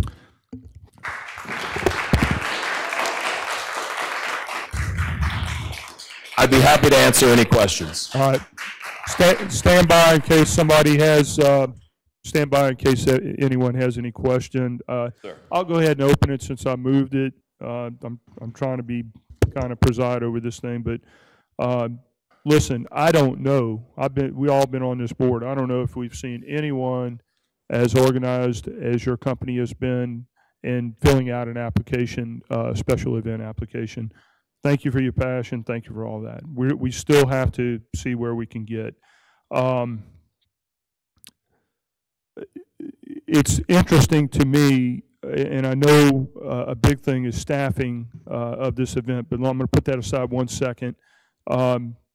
Reading through our own ordinance, it does say if you satisfy all these things, you shouldn't be denied, or you shall not be denied. I get all that. If we were going to deny this because we couldn't provide support or services, we should have did that up front. We should say these are blackout dates, these are problem areas. We probably don't have that written in this ordinance. Maybe that's something we can revisit if we feel we have some dates that can conflict with us providing resources. But that isn't how our ordinance is written, and we should follow the law. People on here have said that we should follow our own laws. And let me come back to resources. If you had a conversation today with Sheriff Haley, and he's willing to provide 20 officers or more, perhaps we write that in as a condition. I don't want to say we don't want to take your word and we don't believe you, but maybe if that's the case, we were short, and now he's saying, no, we can provide up to 20 or more officers. Perhaps we consider writing that in as a condition or an amendment to this. That's one. Just hear me out for a second. The other thing is, I've heard you in the past say, if we don't have a consensus on this council, perhaps another date would be more amicable to get the votes that you need. One councilman said that. If you would move it to another date, I'd probably be okay with it. And so I'd like to make sure as we move this for discussion today, I said we got to be a city without fear. We should take care of all these opportunities when we have them and before us. Those who think they can and think they can are probably right. That's why we tabled it for a week to see where we are on that scale. And I'm trying to support you. Thank you. I can support it better because you said that if it's true, Sheriff Haley said I'll provide 20 additional officers to alleviate that to the city of Biloxi. To me, that moves the needle a little bit. I'll yield to... Can I respond to that really quick, because I don't want to misspeak? Just real quick. Okay, I'm sorry. To get to the other council members. Yes, sir. Mr. Lawrence. My question was going to be for the chief back there, assistant chief. this thing, one of the biggest problems they have with manpower to operate this thing. So you need to explain to us, has anything changed with that? Oh, I'm sorry. I don't know about the sheriff thing, stuff like that. Has anybody contacted you? So you need to update the council on what's going on with the manpower, not to be able to run the thing. That was Right. the biggest problem y'all had, correct? Right. So the first thing I'll say is I'm glad to see that somebody reads our annual report, but and that's true. You know, we're here to support. We want Biloxi to be great, but the problem is the timing. If the committee, the Genuine Entertainment Committee, had come forward before, we certainly would have sat down, talked about timing, talked about different events going on, and come up with a plan together. And that's what we've offered in the meeting. Their team said that certainly next year they'd be willing to do that and work as a team to come up with the best time, location, everything. But as far as manpower goes, yes, I did talk to Sheriff Haley today, and he'll support us with whatever we need. But the 20 officers, which is probably all they'll be able to pull together, is not near the 73 officers we need from them, which goes on top of our officers as well. I understand what IACP is saying and all when you're talking about crime and all, but we look at the traffic and the safety of individuals getting back and forth. Sorry about that. But, and everybody knows Highway 90. That's why we need so much staff to cover that. You have so many neighborhoods. In this event, you have a whole neighborhood behind this business that we'll have to put additional staff in. In that month, with Scraping the Coast, who we knew about their date the day after they ended last year and started conversations with them, yes, they got approved. But this will put officers who work the road or officers who work Monday through Friday between, if this event's approved, they'll work between their normal week working, this event, scraping, and then July 4th, they'll work a month straight. And then when we know that scraping, we have the support, we'll have the officers there, that's already planned. But the week before, from the out-of-town MHP and everything else, they can't provide the staff 2 weeks in a row. That's what's taken from our numbers. We don't have enough staff ourselves to man 90, to man that neighborhood, to man the other areas along 90 to ensure that everybody's safe and traffic keeps flowing. So you said you need 73 officers on additional 73 on top of Biloxi officers. For that weekend? For that weekend, for any major event like that, it's along 90, it's about 150 to 160 officers that man Highway 90. And that's different crews that come in, different locations and so forth. And like I said, for this event, we'd also have to pick up that neighborhood because you'll have traffic up in that neighborhood. And we'll have to put officers up in there as well. But that 73 officers there's also MHP that sends about 15 down. You have CTED that sends about 12 down. And that's in addition to those 73. And we already know those teams can't come down as well. That's where we're lacking the personnel. When you talked to the sheriff, how many people he said he could actually send you? He doesn't know now. He has to see how many he can get, but he knows that he's not going to be able to send the 73 he usually sends. It'd be a much lower number. But they have other events already scheduled that pulls them, away that weekend. They already have, and they can't afford to send officers for both weekends. Well, let me ask you one main question. If this is denied and they still have this event, what's the difference? So I'm going to defer to Mr. Zach for that. If that's the case, then it'd be considered an unpermitted event or a pop-up type event, which the city would have the authority to take legal actions necessary under the ordinance to be able to shut that event down, whether it's chief of police in that moment based upon the circumstances, shut it down at that time if necessary to protect public safety and public order. I think does that answer your question? Well, but if You just denying the permit, but you're not really stopping them from having an event on the, during the 25th. What it also does is during the event, if there's any, say a band pop up or, you know, something like that, or a cook-off or, you know, whatever it is, we can shut that down because it's not a permanent event. That sub-event doesn't have a permit either. So the law enforcement can shut it down right away, and then there's legal action afterwards. So if they had all their bands playing and stuff like that, y'all would actually go in there and shut that down? If they don't have a permit, yes, sir.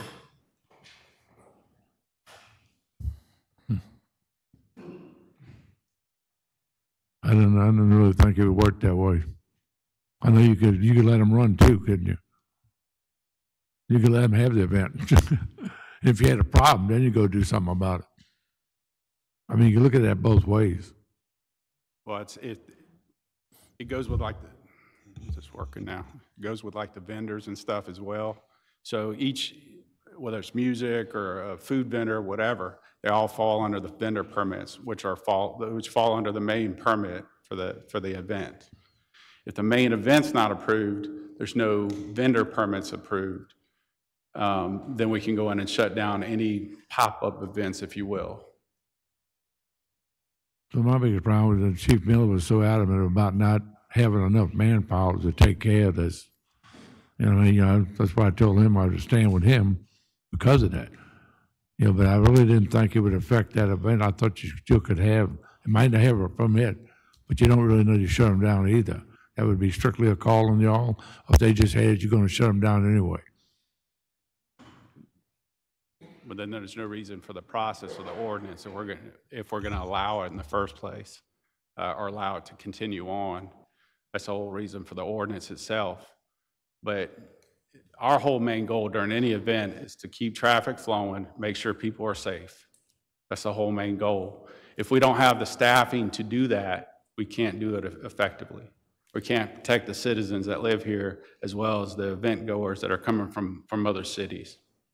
So when you do the 73 offices you said you needed, how big of an area are you covering with those? How much of Highway 90 that you covering? We usually cover, depending on the event, it may go from Rodenberg to DeBees, and then there's some side streets, some neighborhoods in there, or it may go from 110 to DeBees. It just depends on the event. And that's 73 additional officers on top of ours, which is about 89 officers. And then you said you have all the other events coming up too. We have the very next week, from this week, the very next weekend is Scraping. And then 2 weeks later, you have July 4th. And then, of course, you have 5Ks and everything in between, 9/11 run, all that kind of stuff. But every given week we have, last week was an anomaly. We only had 9 real, small events.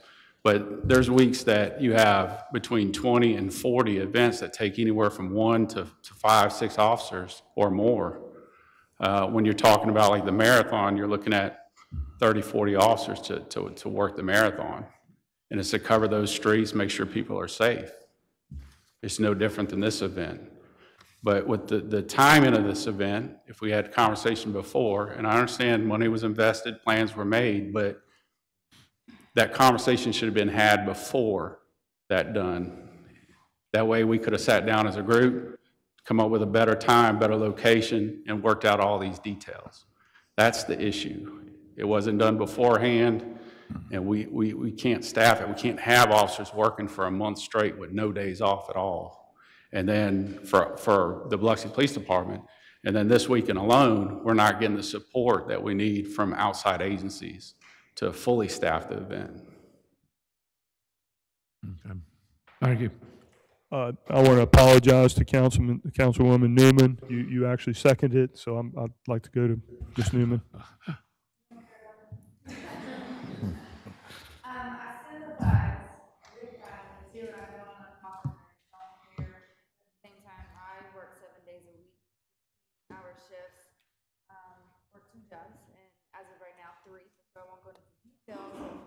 All of that, but I'm exhausted as I speak right now. So I understand and I totally sympathize. But my question is, so if Gulfport has a tier 1 event, don't we have to prepare for that as well? Because what if they blow into our area? What are we supposed to do? So like this weekend, we'll be out there. So if they was to move their event to Gulfport, we still have to prepare for it anyway?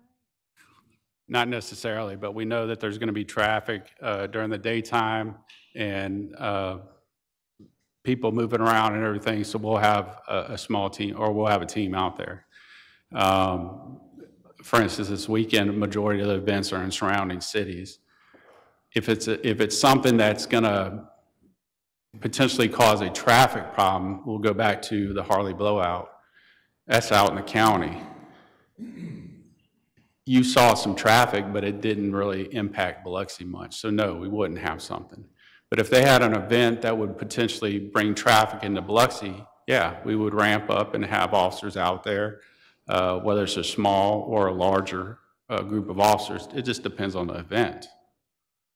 So if they were to just go ahead and do the event regardless, 5,000 and 11, we still have to have enough officers to shut it down. I'm sorry, can you repeat your question?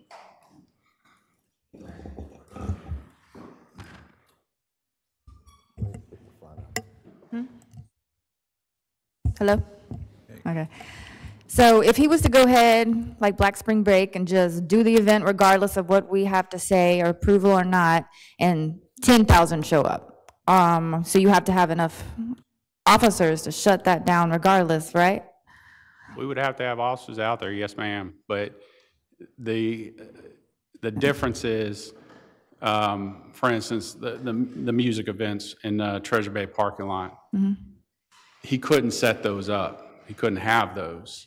So it gives the 10,000 people you're talking about, there's nothing for them to do. So all we can do is direct traffic and make sure they stay safe. Mm-hmm. And question for Jason real quick. Then there's legal action afterwards that comes with that because he invited all the people. Right, I get that part, yeah. Could you be willing to have your actual parties, say on Point Cadet, and keep the cars rolling, or does it have to be on site? Oh, I'm sorry.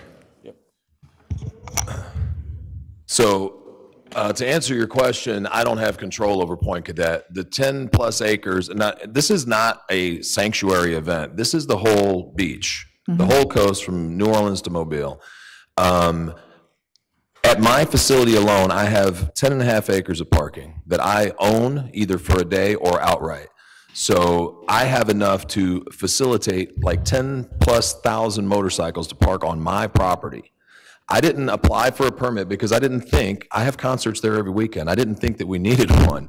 And I go back to, I don't think that it's a tier 1. And I'm not in the policing business, but you know, Daytona Beach has been doing this for years. For 500,000 attendees, they have 60 police officers. I don't know why we need 136 for a few thousand people. And just to be clear, I don't have like control over the Harrison County Sheriff's Office. When I spoke to the sheriff, he said, look, it'll be challenging, but I'm going to give the chief what he needs. That's what he told me. The 20 was my number of how many the math worked out. If he didn't tell me if he's going to give me 100 or 10 or whatever, so I don't want to miss or speak for him. What I can do is control what happens on our property. I think this is a mountain out of a molehill. I mean, I filed the permit with Captain Payne's advisement when he said, you know, you should probably file a permit for this. If I would have just had the concert, you guys would have never even known, because it'd be just like every other weekend when we have a few hundred people in there having fun and listening to music, and the cops don't come because we don't put up with it. We have our own security. In addition to that, the only thing is going to be a problem, and I acknowledge, is traffic. We have a poorly designed beachfront highway, honestly, admittedly, and it's hard to manage. I see that. I live here. I deal with it. But I don't think that we need 160 police officers to manage that. Like your example, we had 4,000 people come in with kids and minivans and strollers and all that stuff. They're a hell of a lot bigger than a Harley. And there wasn't a tier 1 response. You know what I mean? It doesn't, we have people here. We have 20,000 people at the Coliseum every weekend. 20,000. When there's a big show, they get in and out of here. You know, I 1,000% support the assistant chief and Chief Miller with everything I got. I mean, I love Biloxi as my home. I really do think that we should do something big picture to get these men and women more help. But it's not my fault, and it's not because I got a few people that want to come down to our beach that they have a problem.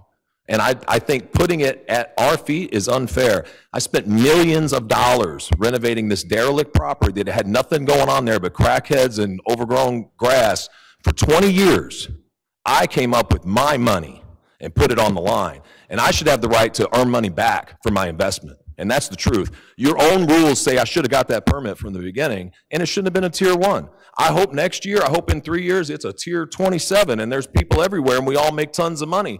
But I think this is being blown way out of proportion, and that's my honest opinion. I did tell the chief, and I meant it sincerely, and I also told Matt this morning, hey, next year you guys want me to do it on your birthday, whatever day, I don't mind. The day after this is over, I will put my entire team behind planning and helping. I believe in this. I think the whole community, minus 1 or 2 naysayers, is behind it. The people that live there are behind it.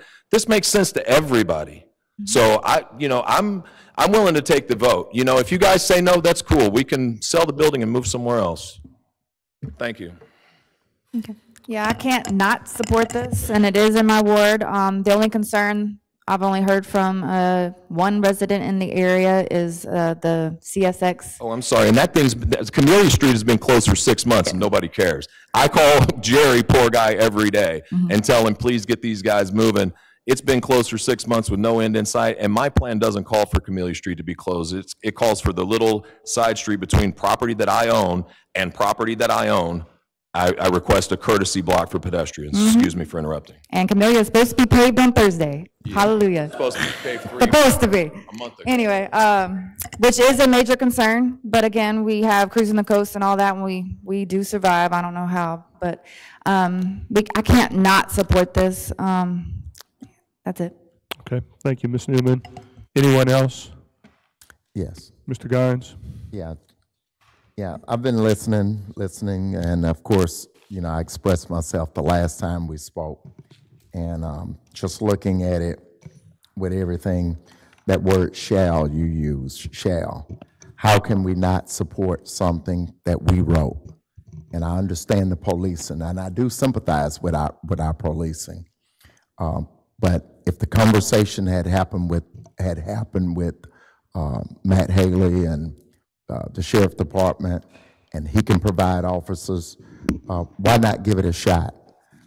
And looking at your numbers, if those numbers are correct from what I'm seeing, it's not going to take all those officers to do that. I don't believe. However, we wrote the law, and we have to go by it, even though, we do have issues, but that's on the city. That's for us to figure out, and we should have had that checked before we wrote it. And so by that alone, the word shall makes me have to support it, or I wouldn't be supporting our own law. Thank you. All right. Mr. McGilvery, anything? Just one or two comments. My mind hasn't changed from 2 weeks ago when I said y'all have an outstanding event, no question about it. But the bottom line is public safety. Those guys in uniform, Chief Miller, Chief Debeck, and all his crew have got to be prepared for the unknown. 1 motorcycle, 10,000 motorcycles. It's an event that no one knows who's all going to attend, and I hope and pray when it gets organized, it has a great turnout. They've already talked about that they can't get the manpower to anticipate the unknown.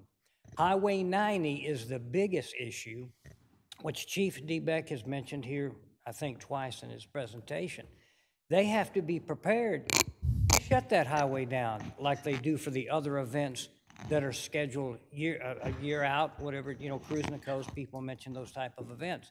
They got to be prepared for that. They can't all of a sudden say, oh my gosh, we've got a problem, the highway won't move, and we have to find policemen to come do that. We encountered that 25 years ago when the first college spring break was in Biloxi, Mississippi. I was right in the middle of it. We were told there was only going to be 2,000 or 3,000 college students here, and 3 hours later, there was 50,000+ here. The Highway 90 was closed down for almost a day and a half. You couldn't move on Highway 90 until it got back open. My point in saying that, the following year, law enforcement was prepared for anything because they had a plan. They had dedication from other agencies. We didn't have that problem. And years went on, it got better and got better and got better. We, I think, as a council, have got to rely on the people in charge of public safety, and that's the chief, the assistant chief, and the staff. That's my decision, and that's what I'm looking at. I think it's a great event. I'm not saying it's not. Everybody in the greater avenue, except maybe one or two, are for it. But it's public safety is the issue. And if something happens, if this event takes place, and something happens, it's not you, it's not us, it's not the administration, it's the chief of police and the assistant chief and his department. They're going to have to answer those questions. That's all I got to say. All right. Mr. President. Tisdale. Sure. Mr. Stearman, how did you learn of the special event application process? Captain Payne called our office and said, I noticed that you guys were advertising this event, this music event, and do you think that it's going to reach a tier 1 status? And I'm like, what's that? I don't remember the conversation exactly, but I'm paraphrasing.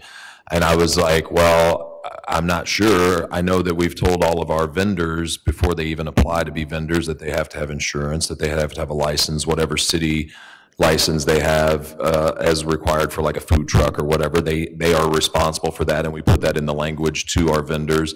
And also we made sure that we checked with Department of Revenue and make sure that these guys are collecting and paying their taxes and things like that. I didn't even realize that.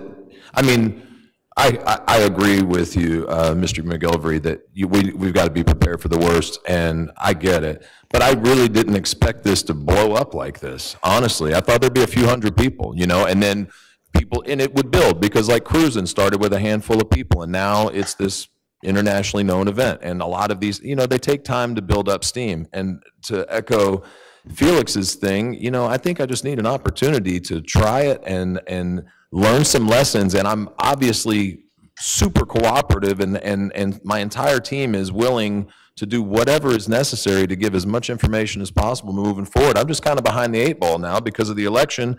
We moved this 2 weeks, and I appreciate the time to study, but you know, we're like 8 weeks out. I mean, it's, to be clear, I appreciate the threats and everything of litigation. I'm not going to move forward with anything without a permit. I'm not going to do that in anything that we're doing. So just to be clear, that's off.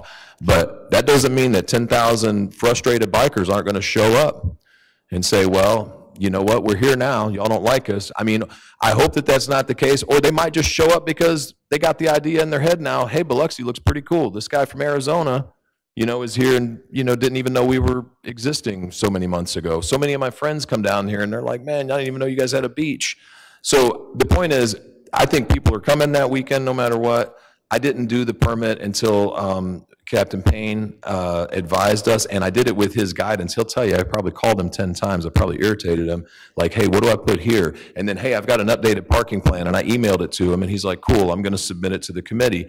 And again, looking at the own guidelines, I never anticipated it being a tier 1 event. I mean, if 5,000 people showed up, that'd be awesome for every business, including our businesses.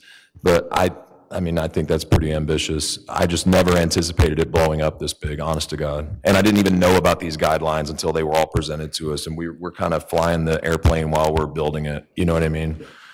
And we're doing the best that we can. As far as planning, we're trying to be transparent. I've spoken to the chief. I feel like we're partners with him, and I haven't met the deputy chief, but I know that those guys are great. I've went out of our way to bring in the Wounded Warriors of Mississippi because they are big supporters of LEOs. We're all on the same team. I'm not trying to be a nuisance. I swear to God. I'm trying to do something good for the town and good for our business and good to earn some of my investment back. That's it. I'm not trying to be a troublemaker. Tisdale, additional questions? Yes, sir. Have you already advertised this event? Yes, yes. Without a permit? I didn't know that we needed a permit. We advertised. Right, and you didn't know because you weren't aware. Yes, sir. That's correct. Okay, that's why Captain Payne called you. Out. Yes, sir. And let me go back. I would say, I think I made this comment when we talked about the special event process when we adopted these ordinances. because we're looking at these special events based on the size or estimated size. You never know who's going to show up in Biloxi. It could be 100, it could be 100,000, okay? But having said that, we were looking at two things, really. One was the logistics involved in planning these events for public safety. And that hinges on the second thing, which is the manpower and what's available. Now, these other Tier 1 or Tier 2 events, for that matter, I mean, we're familiar, these events were established before we had the special event ordinance, okay? And it was designed so that we could manage these events to determine, because if everybody wants to come to Biloxi and everybody is approved for these events, we're short on manpower. You can't always get folks from surrounding areas, and it's a timing thing. I can't recall, but I want to say maybe a year or two ago in some special event, we were having a discussion similar to this, and I believe the police chief made the comment that his sworn officers worked like 25 or 26 weekends with all the events that they had. Now think about that. We're already short-staffed. We'll hire 25 sworn officers tomorrow. If you can find them, send them our way. I bet we'd hire 35. So the first thing is we're short on manpower. The second thing is these guys get tired. They don't work 8-hour shifts. I believe they work 12-hour shifts, correct? So, and there's the expense, forget the expense, okay? We budget for that. We do the best we can, sales tax, all that other stuff. Strictly from manpower having a well-rested force that can do a good job. If I was going to be critical, and I don't mean to be, but the reason I mentioned these other major events that were established prior to the special event ordinances is because we knew about what they were generating in terms of population. We knew where we needed to have officers, about how many, and so forth. You have, whether you want folks, whether they're bikers or cruising the coasters or scraping the coast, they end up in residential neighborhoods. I don't care if they have Garmin, if they have Google Maps. When the traffic doesn't move, they're going down every street and alley to get somewhere quickly.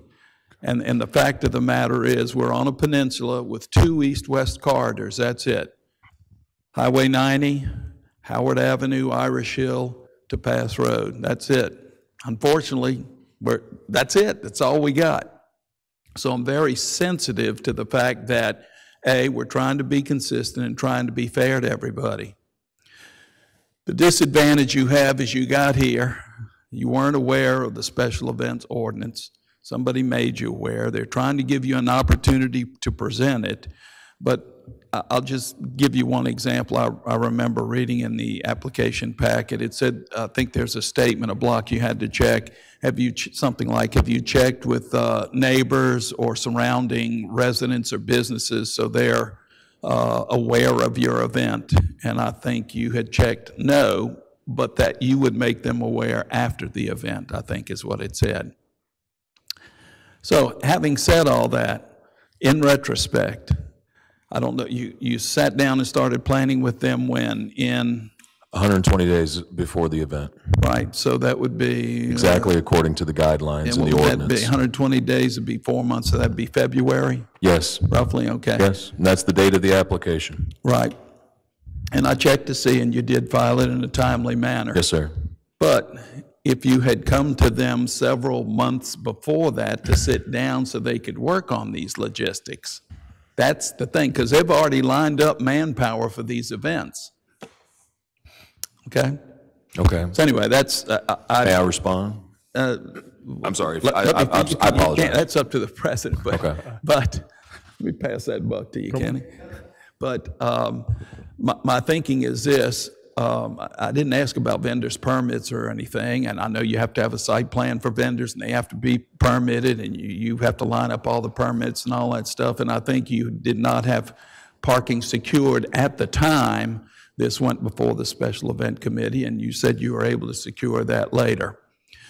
My thinking is I would be more likely to support this if you wanted to do this sometime in this calendar year that you might look at a date several months down the road so that the police force could coordinate with other local agencies to have more officers, okay? I'm not gonna tell this man right here, Chief D-Beck, I'm not gonna tell him you got enough or you don't have enough officers. I mean, and I'm not gonna perform kidney surgery on my friend Mr. McGilvery here. I'm neither a doctor nor a sworn officer. I think he knows what he's talking about. I mean no offense. Sure. I'm just giving you my side. So I can't support this as it's presented tonight. If there were a different date several months down the road, working with law enforcement here in Biloxi to see if they could get what they needed logistically to support this event, I'd be more likely to support it. Thank you. That concludes my comments. Thank you. Hold on to the comments. I need to get to Councilman Shoemaker.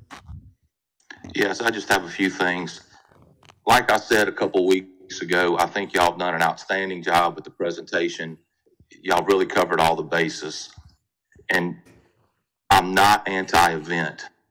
I would love for this event to be in Biloxi and hopefully 50,000 people show up. My issue is 100% what Director Miller said in that meeting twice. He didn't have the manpower. It's not a fault of y'all's, but however, that being said, Director Miller said he didn't have the manpower. So I just cannot vote against what he said. And just a few other comments and a few other things. I know you mentioned maybe 500 people would show up. We really don't know that answer, how many. But in the same token, you mentioned if we don't issue the permit and don't allow y'all to, that we're going to have 10,000 frustrated bikers show up. So at one point you're saying 500, but on the other point you're saying 10,000. I'm very confident in my mind that you know that more than 500 people are going to show up. And let's be honest, in the 3 coastal counties, how many people have motorcycles in the 3 coastal counties that are going to come out and ride just because it's a big event? That's not including everybody that's coming from everywhere else. That's just the 3 coastal counties. So we know more than 500 people are coming. Using the analogy of the Coliseum and a concert, apples and oranges. You have thousands of people going into a huge parking area, and then hours later, thousands of people leaving that same parking area. An event for 4 days, you're going to have thousands of people driving up and down the beach, parking, and then going to an event. So it's not the same. And I know it sounds like it's a lot of people, 6,000, but it's 2 different things. It's apples and oranges. It sounds like, and I know you mentioned earlier, we're blowing it out of proportion. And I get some people may think that. The problem is everybody, you mentioned everybody wants it earlier, and a lot of people do. I agree. I want it. I really do. But the police don't want it. They can't because they don't have the manpower. And I just hate that that's the problem because it's not your problem.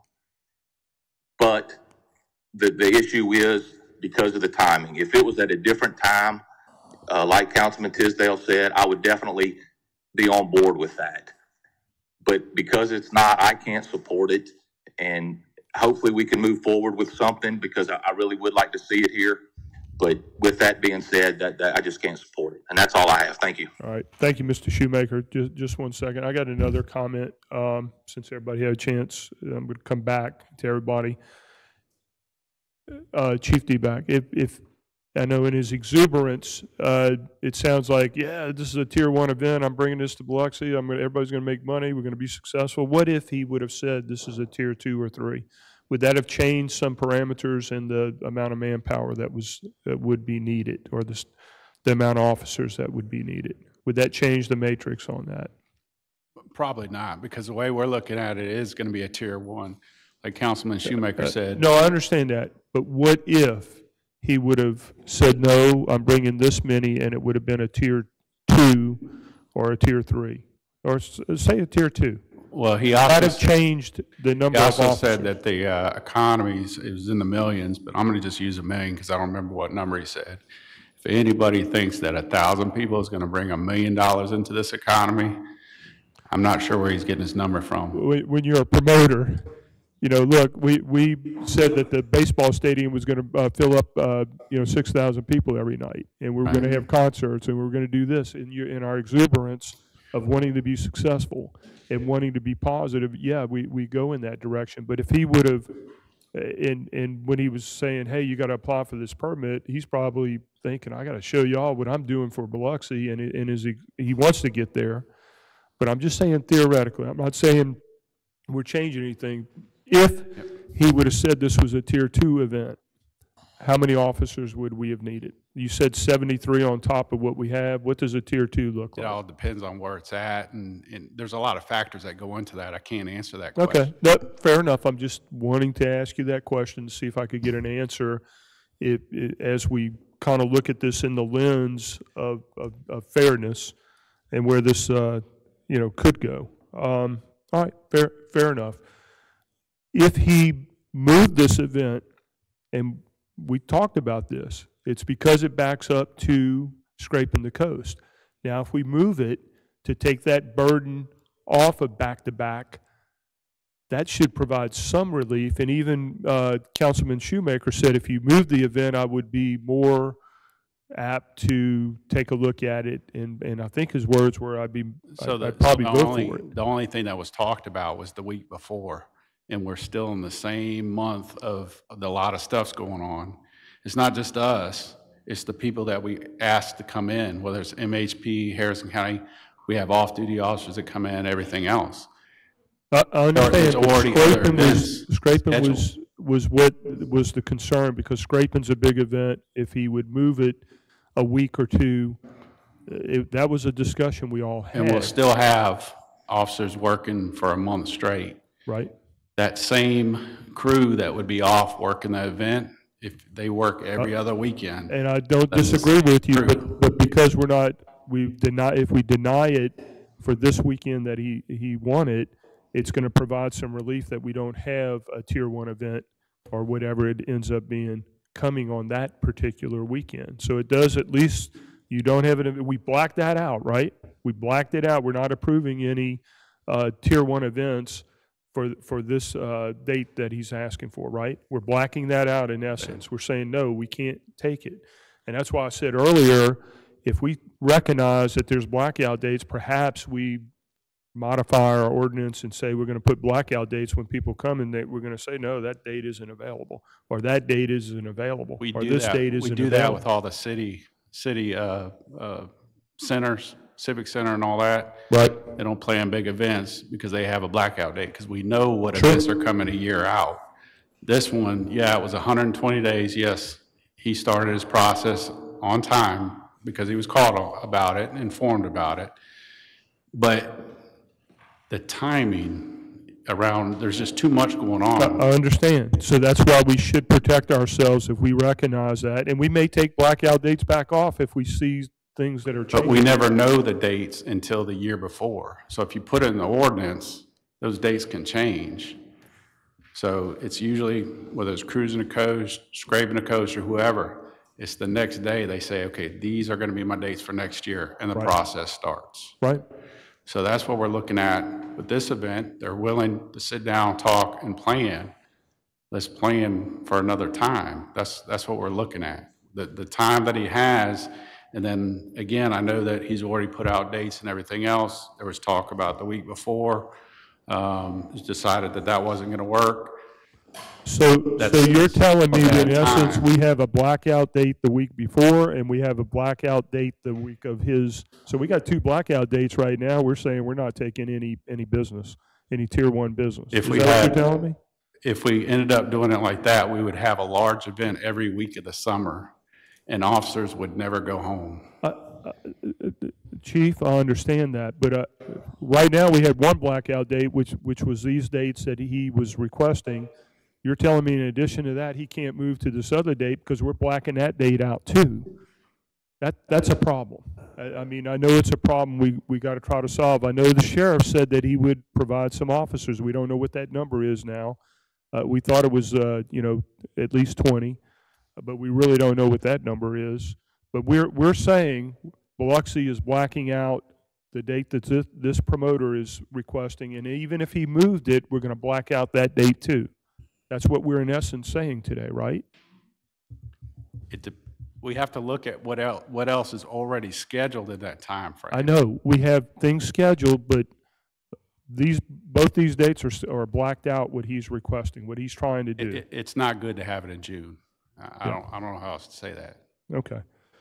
All right. I don't know where we go to resolve this. It looks like they don't have a consensus. We don't have a consensus up here.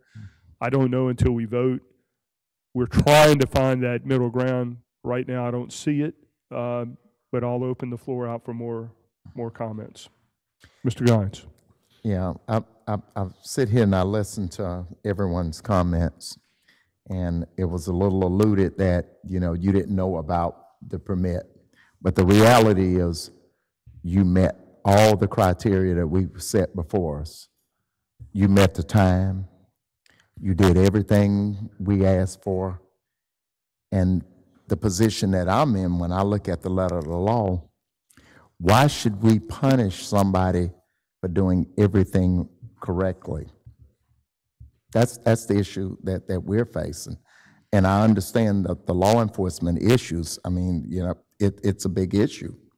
But however, on our end, this would not set a good precedence for the city of Biloxi if we're turning down events coming to us like this, and we go against the very laws that we wrote.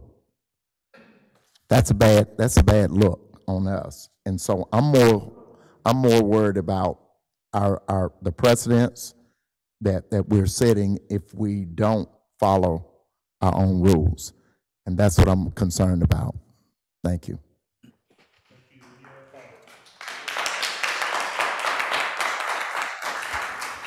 Any other comments? Yeah, I have a question. If you moved this to August, how would that affect you? Sturgis is in August, everybody goes there. Say again? Sturgis, the biggest one of the year, is in August, everybody goes there. So they in August, that's... Next year, like I said, I could move it to not any date. We have to be strategic. I want people to show up. We don't want it to conflict with anything, which is why we picked that date. I was just saying And August is super hot on a bike. A week wasn't... down here. A week wasn't doing you any good. I would just said August. Yes, sir.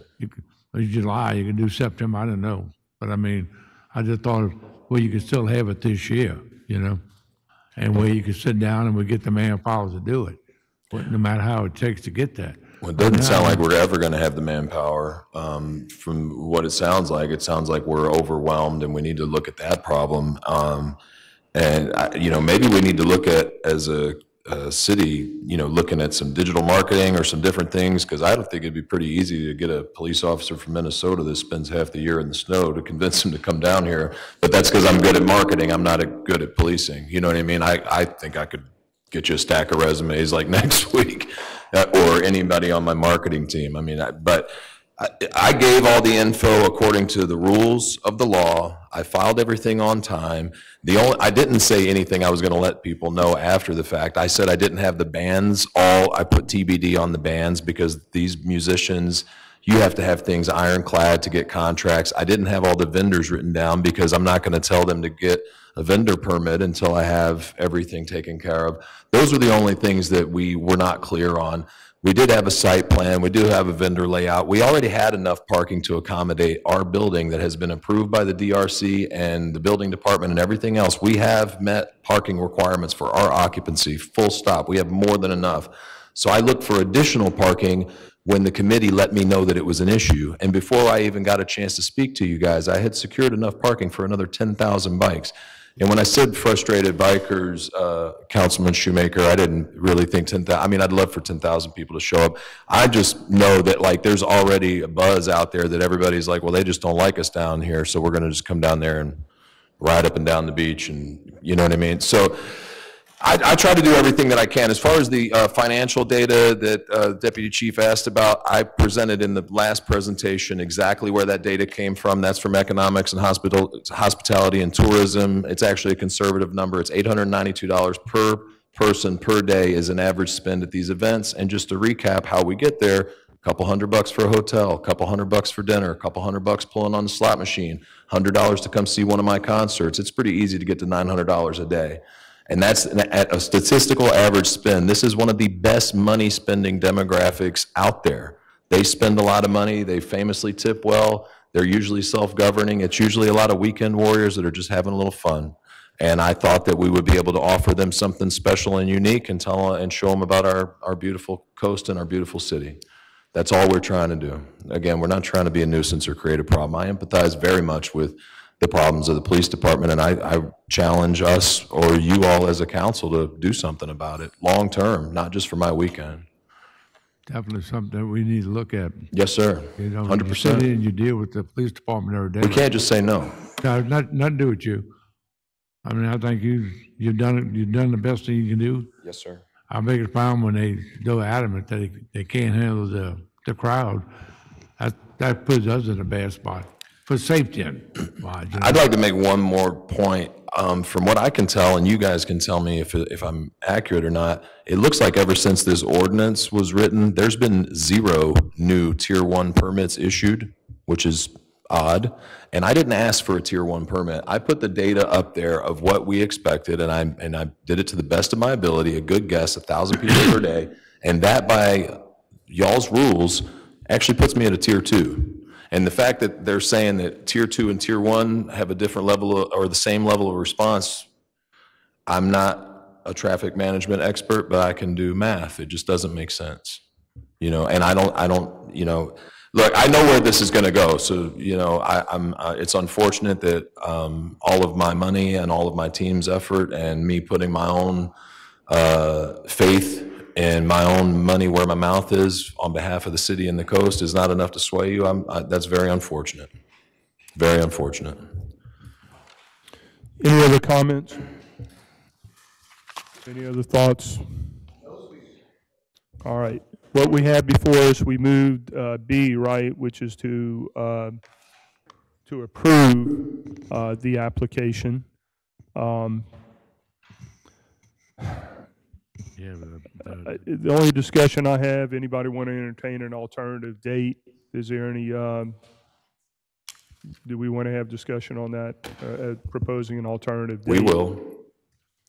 I mean, my comment would be, get with the police department. We tried that. I mean, it's nothing works. Look at an alternate date. You know, if you want to do it this calendar year, there are other dates. You got to work around other events, but that's what would be an amicable? I'm going to just throw it out there. So, I'd like to offer.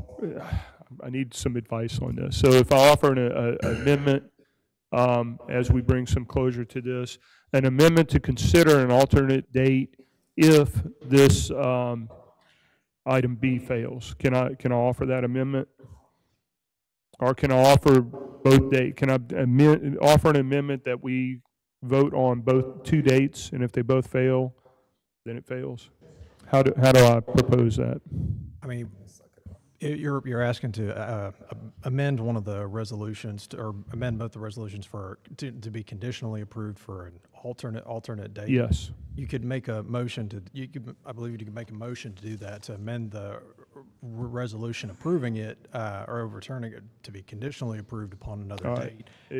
So I'd like to offer an amendment to conditionally approve an alternative date if item B fails. Is that how I would word it? But I think we need to have a date that would be. What would that date be, sir? 7 days forward. I mean, I'm already on a short runway, and I would have 7 days forward, which would be what? What is the? That'd be the 5th to the, whatever 7 days forward, 5th to the 12th. 5th through the. 5th to the 9th, or 5th to the. Hold 5th, on. 6th, 7th. 1 second. I'm sorry. So to be clear, I'm offering an amendment before, and we'll vote on the amendment. That's correct. That'd be the 5th to the 8th. Date of, what is it? June 5th to June 8th. June 5th to June 8th. Puts 2 weeks between us and scraping. All right, so that would put it, instead of a week before this event and scraping, it puts it 2 weeks, this event, before scraping occurs. So I'd like to offer that amendment. Second by Ms. Newman. Discussion. where's the chief at? He's right here. I know we all trying to work this thing out, so what would that do for y'all a couple of weeks? Or whatever it is. Say again? Sorry. We're still going to have the same problem with manpower. When we talk about moving dates, there's other months in the year. There's just too much in that time frame. Not only us, the cities around us, Harrison County, this stuff's already planned. We can't move it. That's going to be our problem getting manpower.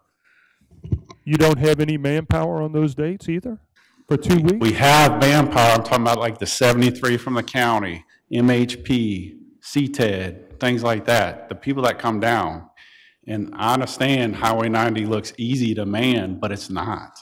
It takes a lot of manpower to block those intersections, make sure people are safe, put people in neighborhoods when they go into Councilman Tisdale's ward, because he's right. They don't follow directions. They go anywhere they can find a way to get past traffic. Well, I guess the couple questions from me is, when can we host this event? Or we can't? The best thing would be is that... Because, I mean, next year? Well, December? He might not be around. The best thing would be is for Genuine Entertainment campaign and us to sit down, look at a calendar. We have to see what events are going on, what events are scheduled. I couldn't tell you off the top of my head. I can tell you July 4th is going on. I can tell you, Scraping the Coast is going on, Cruising the Coast.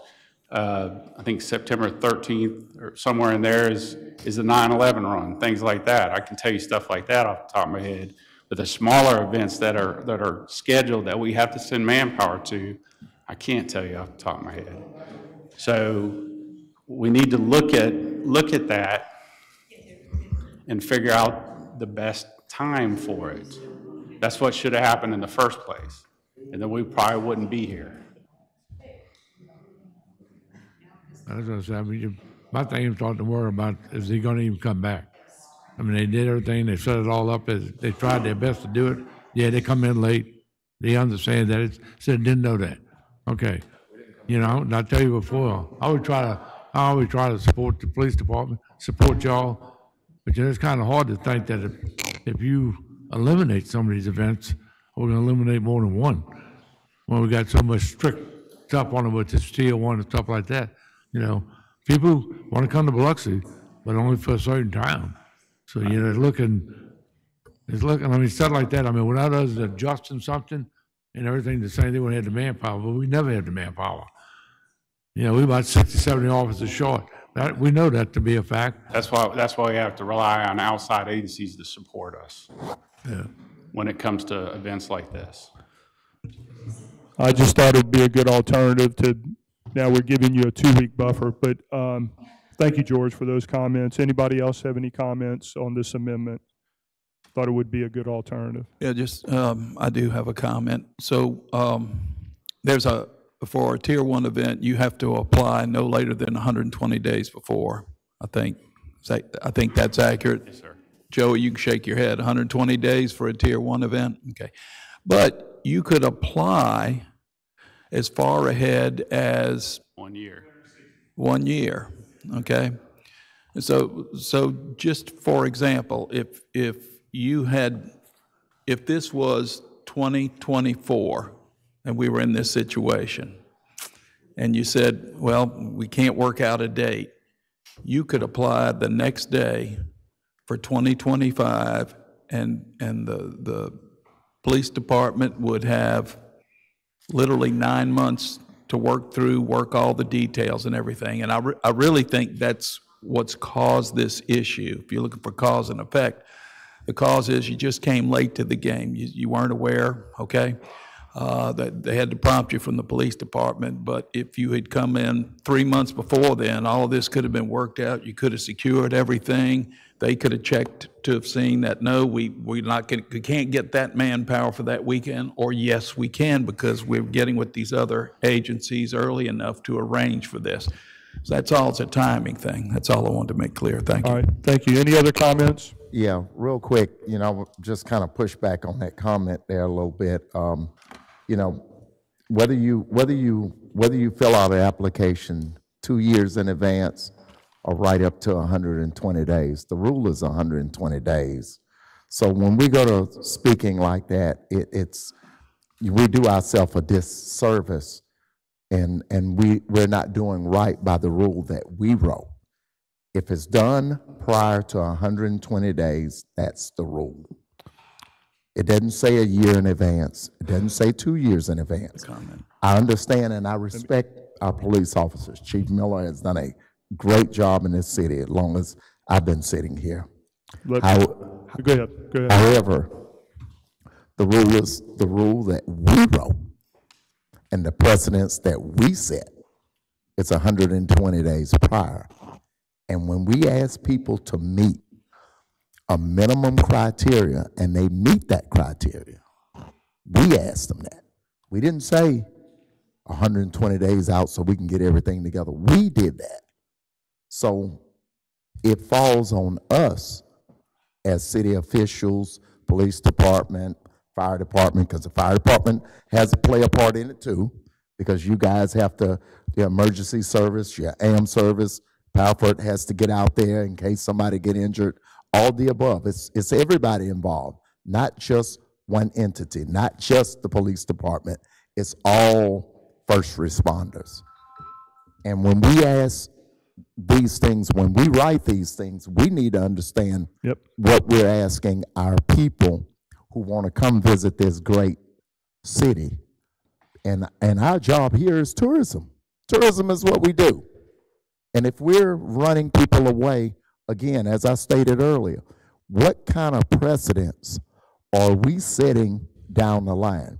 Now, if this is wrong and we want to go ahead and just ball it up and throw it away, we need to go ahead and do that and let everybody know it's a year out, not 120 days out. Thank you, Mr. Gons. I'd like to stick with this amendment going forward. This is strictly an amendment trying to give an alternative date. Anybody have anything in? I have one major question. Yes, sir. If we pass this, Chief, where's he at? What you do then? Oh, I'm sorry. If it's passed, then we're going to get the manpower we can get together and have out there. I can't tell you that we're going to have enough, but I mean,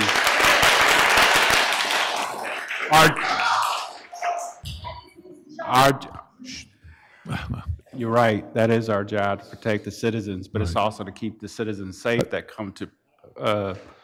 And Chief, we respect that, and I'd ask the audience respect that too. I know this is an emotional topic, but let's try to get through this. Okay, go ahead and finish. So I can't say that we'd have the manpower that we need out there to effectively protect everybody. But I mean, yes, we will be out there. If it's approved, we would be out there.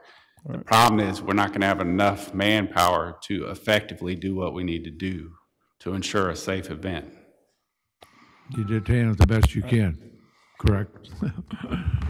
I need a call for the question unless there's any other comments related to the alternative. I just have one thing if I can. Go ahead. Look, Director Miller didn't make this up because he doesn't want the event to show up. He's speaking because he's been the chief of police for a number of years and a policeman most of his adult life, and he knows what happens at these events or what the potential is for these events, something to happen. He said it because it's the truth. He doesn't have the manpower. That's what it boils down to. And I know what y'all can say. Y'all can say that the police, that's their job, absolutely. But what all y'all I'm thinking or not thinking is liability.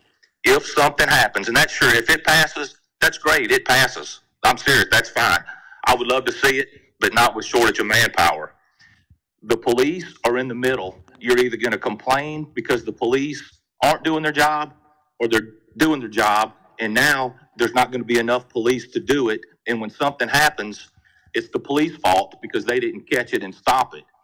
There's liability. If something happens, who's at fault? I'm going to tell you who's at fault with the liability when there's some issue. The police and the city of Biloxi. Y'all do what you want. I'm fine with whatever, but I just need to make that clear that he didn't make it up. It is because he is absolutely shorthanded, and that's what this whole thing is about. Thank you, That's all I Mr. have. Shoemaker. Thank you. Are we ready to call for the question? All in favor? State the question again, so we. This is, all right, so it's an amendment adding a condition to allow an alternative date, which is a week before the original date that he submitted on his application. I'd like to call for the question. We'll start with Mr. Lawrence. This is for the week to change? To change it to 2 weeks and give a little buffer. I vote, Lawrence votes yes. Okay. Mr. Guines? Guys, yes. Okay. Gilvery, no. Tisdale, no. Glavin, yea. Shoemaker, no. Can you restate your votes? The clerk could not record it. Start with Mr. Lawrence. Lawrence said yes. Lawrence, yes, on the alternative date, correct. Guys, yes. Alternate date. Newman, yes. McGilvery, no. Tisdale, no. Glavin, yea. Shoemaker, no. All right. The amendment passes.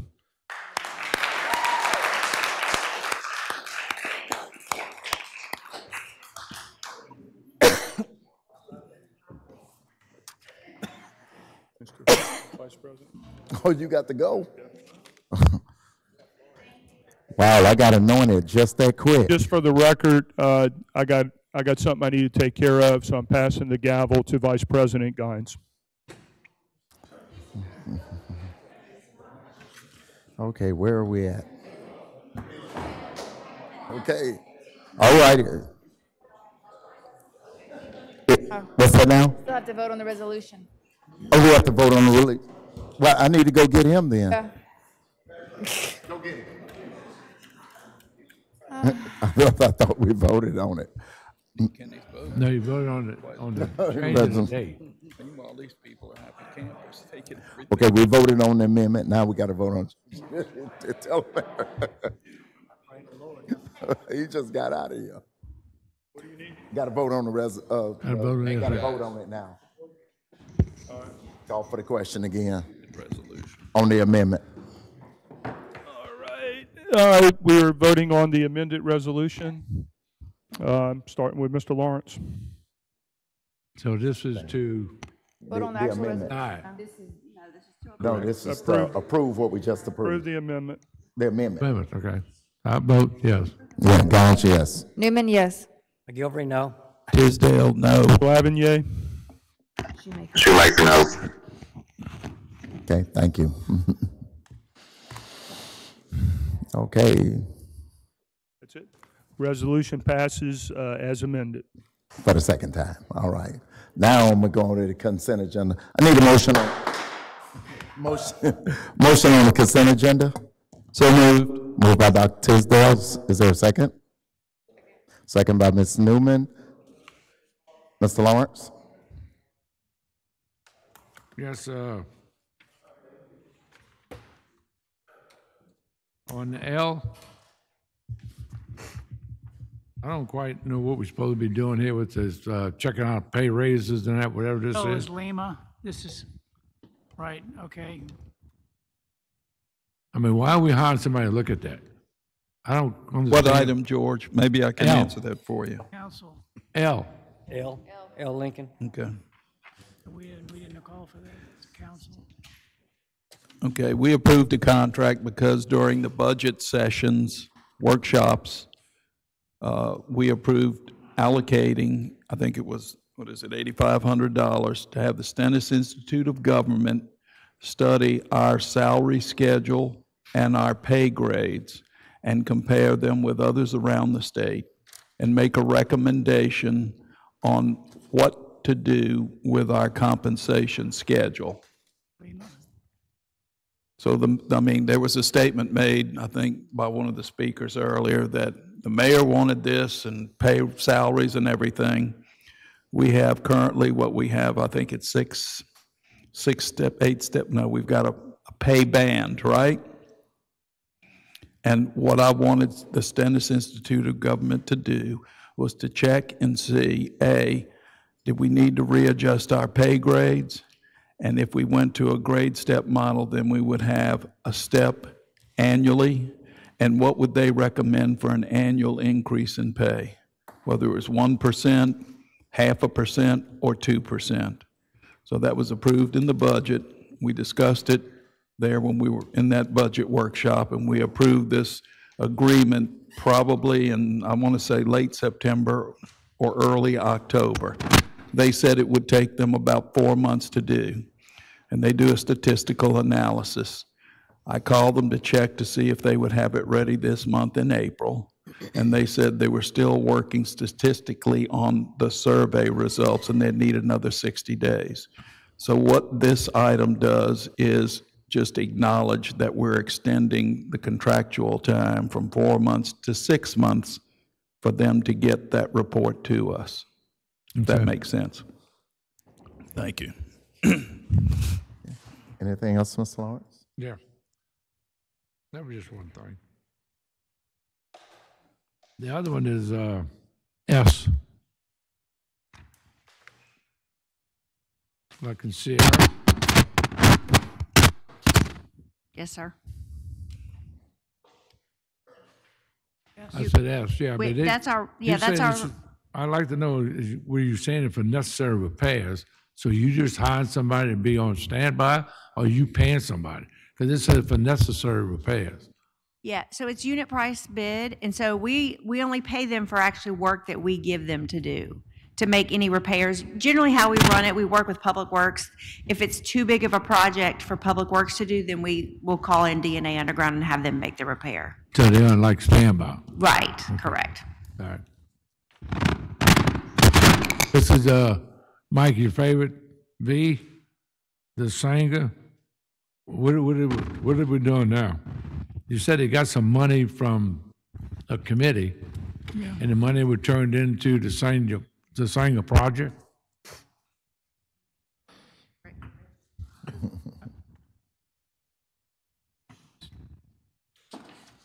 Last year, we received some money from the People's Bank as well as Friends of the Sanger. It's been held in an interest-bearing account. We're recognizing the interest that that money has earned into the project. So it's added money going back to the project? Right. Didn't they have a group that did all kind of fundraisers for the singer? Is that money involved in this, or this is something different?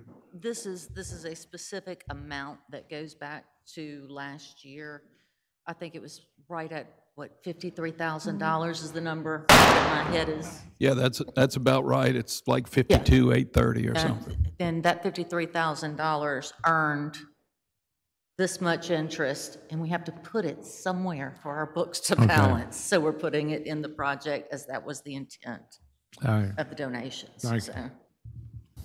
And the one on the boat slipped, are we changing? No, this is not you. This has got to be Leonard with the. My resolution. Sorry, the birth rental agreements. Right. We were reviewing them, Christina and I, and with the coming up tournaments in Point Cadet, and we noticed that there was some variance in the provisions that allow us to move boats for these tournaments. And all we're doing is getting them exactly in line with one another. The relocation paragraph. So it's nothing to do with really the changing the rent prices, anything like? No, that's all by ordinance, nothing changes. This was literally just some wording. Okay, so I wanted to verify that. And this is my favorite one, EE. Is this more money we throwing into the great deficit property? There's another $25,000. We're going to want $3 million on this piece of property. That's post subdivision.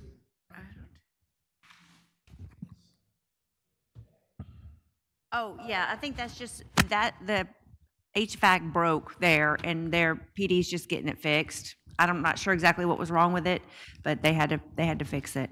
I mean, we paid $2 million for this piece of property, and we didn't spend about $500,000 or $600,000 on this piece of property. Every other week we have something there about Desport's property, so we sure got a bad deal. He must be happy. All right, that's it for me. Thank you, Mr. Lawrence. Ms. Newman? None. Mr. McGilvery? No, sir. Dr. Tisdale? Yeah, on the municipal survey, Mike, I just asked this question this is the annual report and certification, the arbitrage yield requirements. That's going to be item A under the consent agenda. And I ask this just for my peace of mind every year. We've complied with all the restriction requirements, correct? I assume we have. Jane? Jane's got it. Yes, you would know. If anybody in the room would know, you would know. My job to know. Yes. This certificate mainly deals with our disclosure obligations, but yes, we are also in compliance with the arbitrage. We get a separate report every year. Papa will fix that, don't worry about it. In fact, we just got one recently saying that we are doing well. Well, thank you. You waited a long time on the chance that somebody would ask this question. Yes. All right. Thank you, Jane. That's all. All right. Mr. Shoemaker?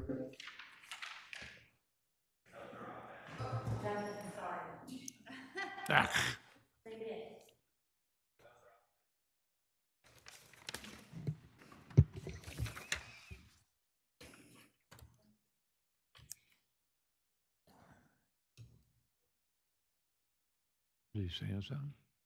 He said no. Oh, okay. I'm sorry. Yeah, I didn't hear it. Sorry. Okay, well, thank you. I'm going to go ahead and call for the questions, and since we're doing the yay, we'll go yay and state your exceptions. Mr. Lawrence? Lawrence, yes. Any exceptions? Exception. Okay, Ms. Newman? Yes. Okay, Mr. McGilvery? Yes, no exceptions. Tisdale, yes, no exceptions. And Mr. Shoemaker? Yes, no exceptions. And I, yay and no exceptions. Thank you, guys. Right, we're going to move on to look like code enforcement. Jerry Creel Mr. special. Creel. Mr. Creel. Okay. Item A on the agenda, Kim Hoa T. Wynn, 392 Lemieux Street. We would ask for a 30-day extension on that one. We offer that. I'll make that motion. Second. Okay, moved by Mr. Lawrence. Is there a second? I'll second it. All in favor? Lawrence, yes. Gaines, yes. McGilvery, yes. Tisdale, yes. Shoemaker, yes. Okay. Item B. Item B, KB and Winston F. Garth III, 378 Lemieux Street. That case has been resolved. Item C, David J. Venus IV, 271 Porter Avenue. We would ask for 30 days on that one. Offer 30 days. Okay, moved by Mr. Lawrence. I'll second it. Second by Dr. Tisdale. Lawrence, yes. Any question? Lawrence, yes. Gaines, yes. McGilvery, yes. Tisdale, yes. Shoemaker, yes. Okay. Okay. Item D, Randall G. James Jr., 380 Richmond Drive. This property is still in violation.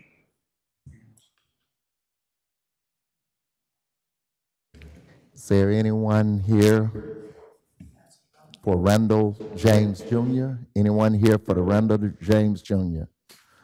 That case is resolved. Okay. Item E, Liberty Community LLC, 0 Seal Avenue. That case is resolved. Item F, Dana Demeter McMeans, 860 Lackland Drive. This property is still in violation.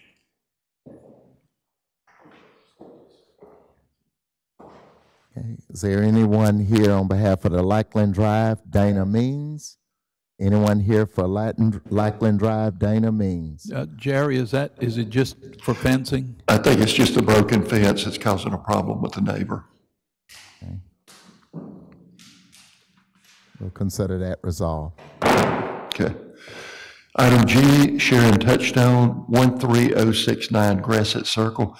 I would ask for a 90-day extension on this one. They're working on it, but it's got an old mobile home there and some other things that are going to take some time to get out. Offer the 90 days. Okay, and I'll second it.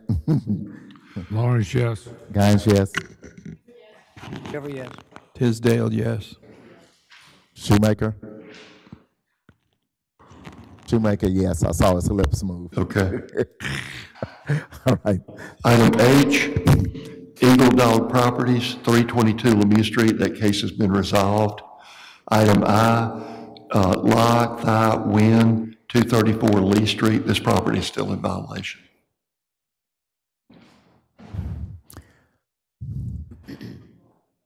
Okay.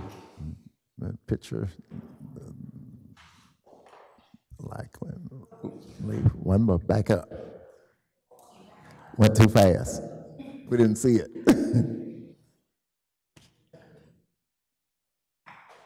That's it. Okay.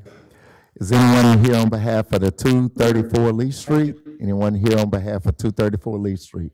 Consider that resolved. All right, thank you, Mr. Jerry. Routine agenda, I need a motion on it. Moved by Mr. Lawrence. Second. Second by Dr. Tisdale. I don't see Walt. Is there any update? So they expect, or he expects 1.2 million in the next 10 to 15 days.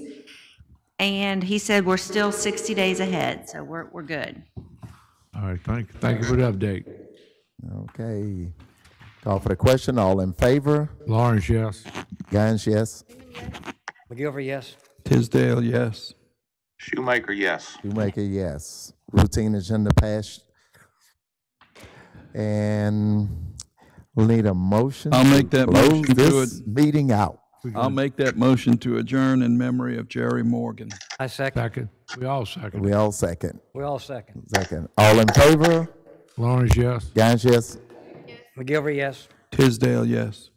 Shoemaker? Shoemaker, yes. All righty. Meeting closed.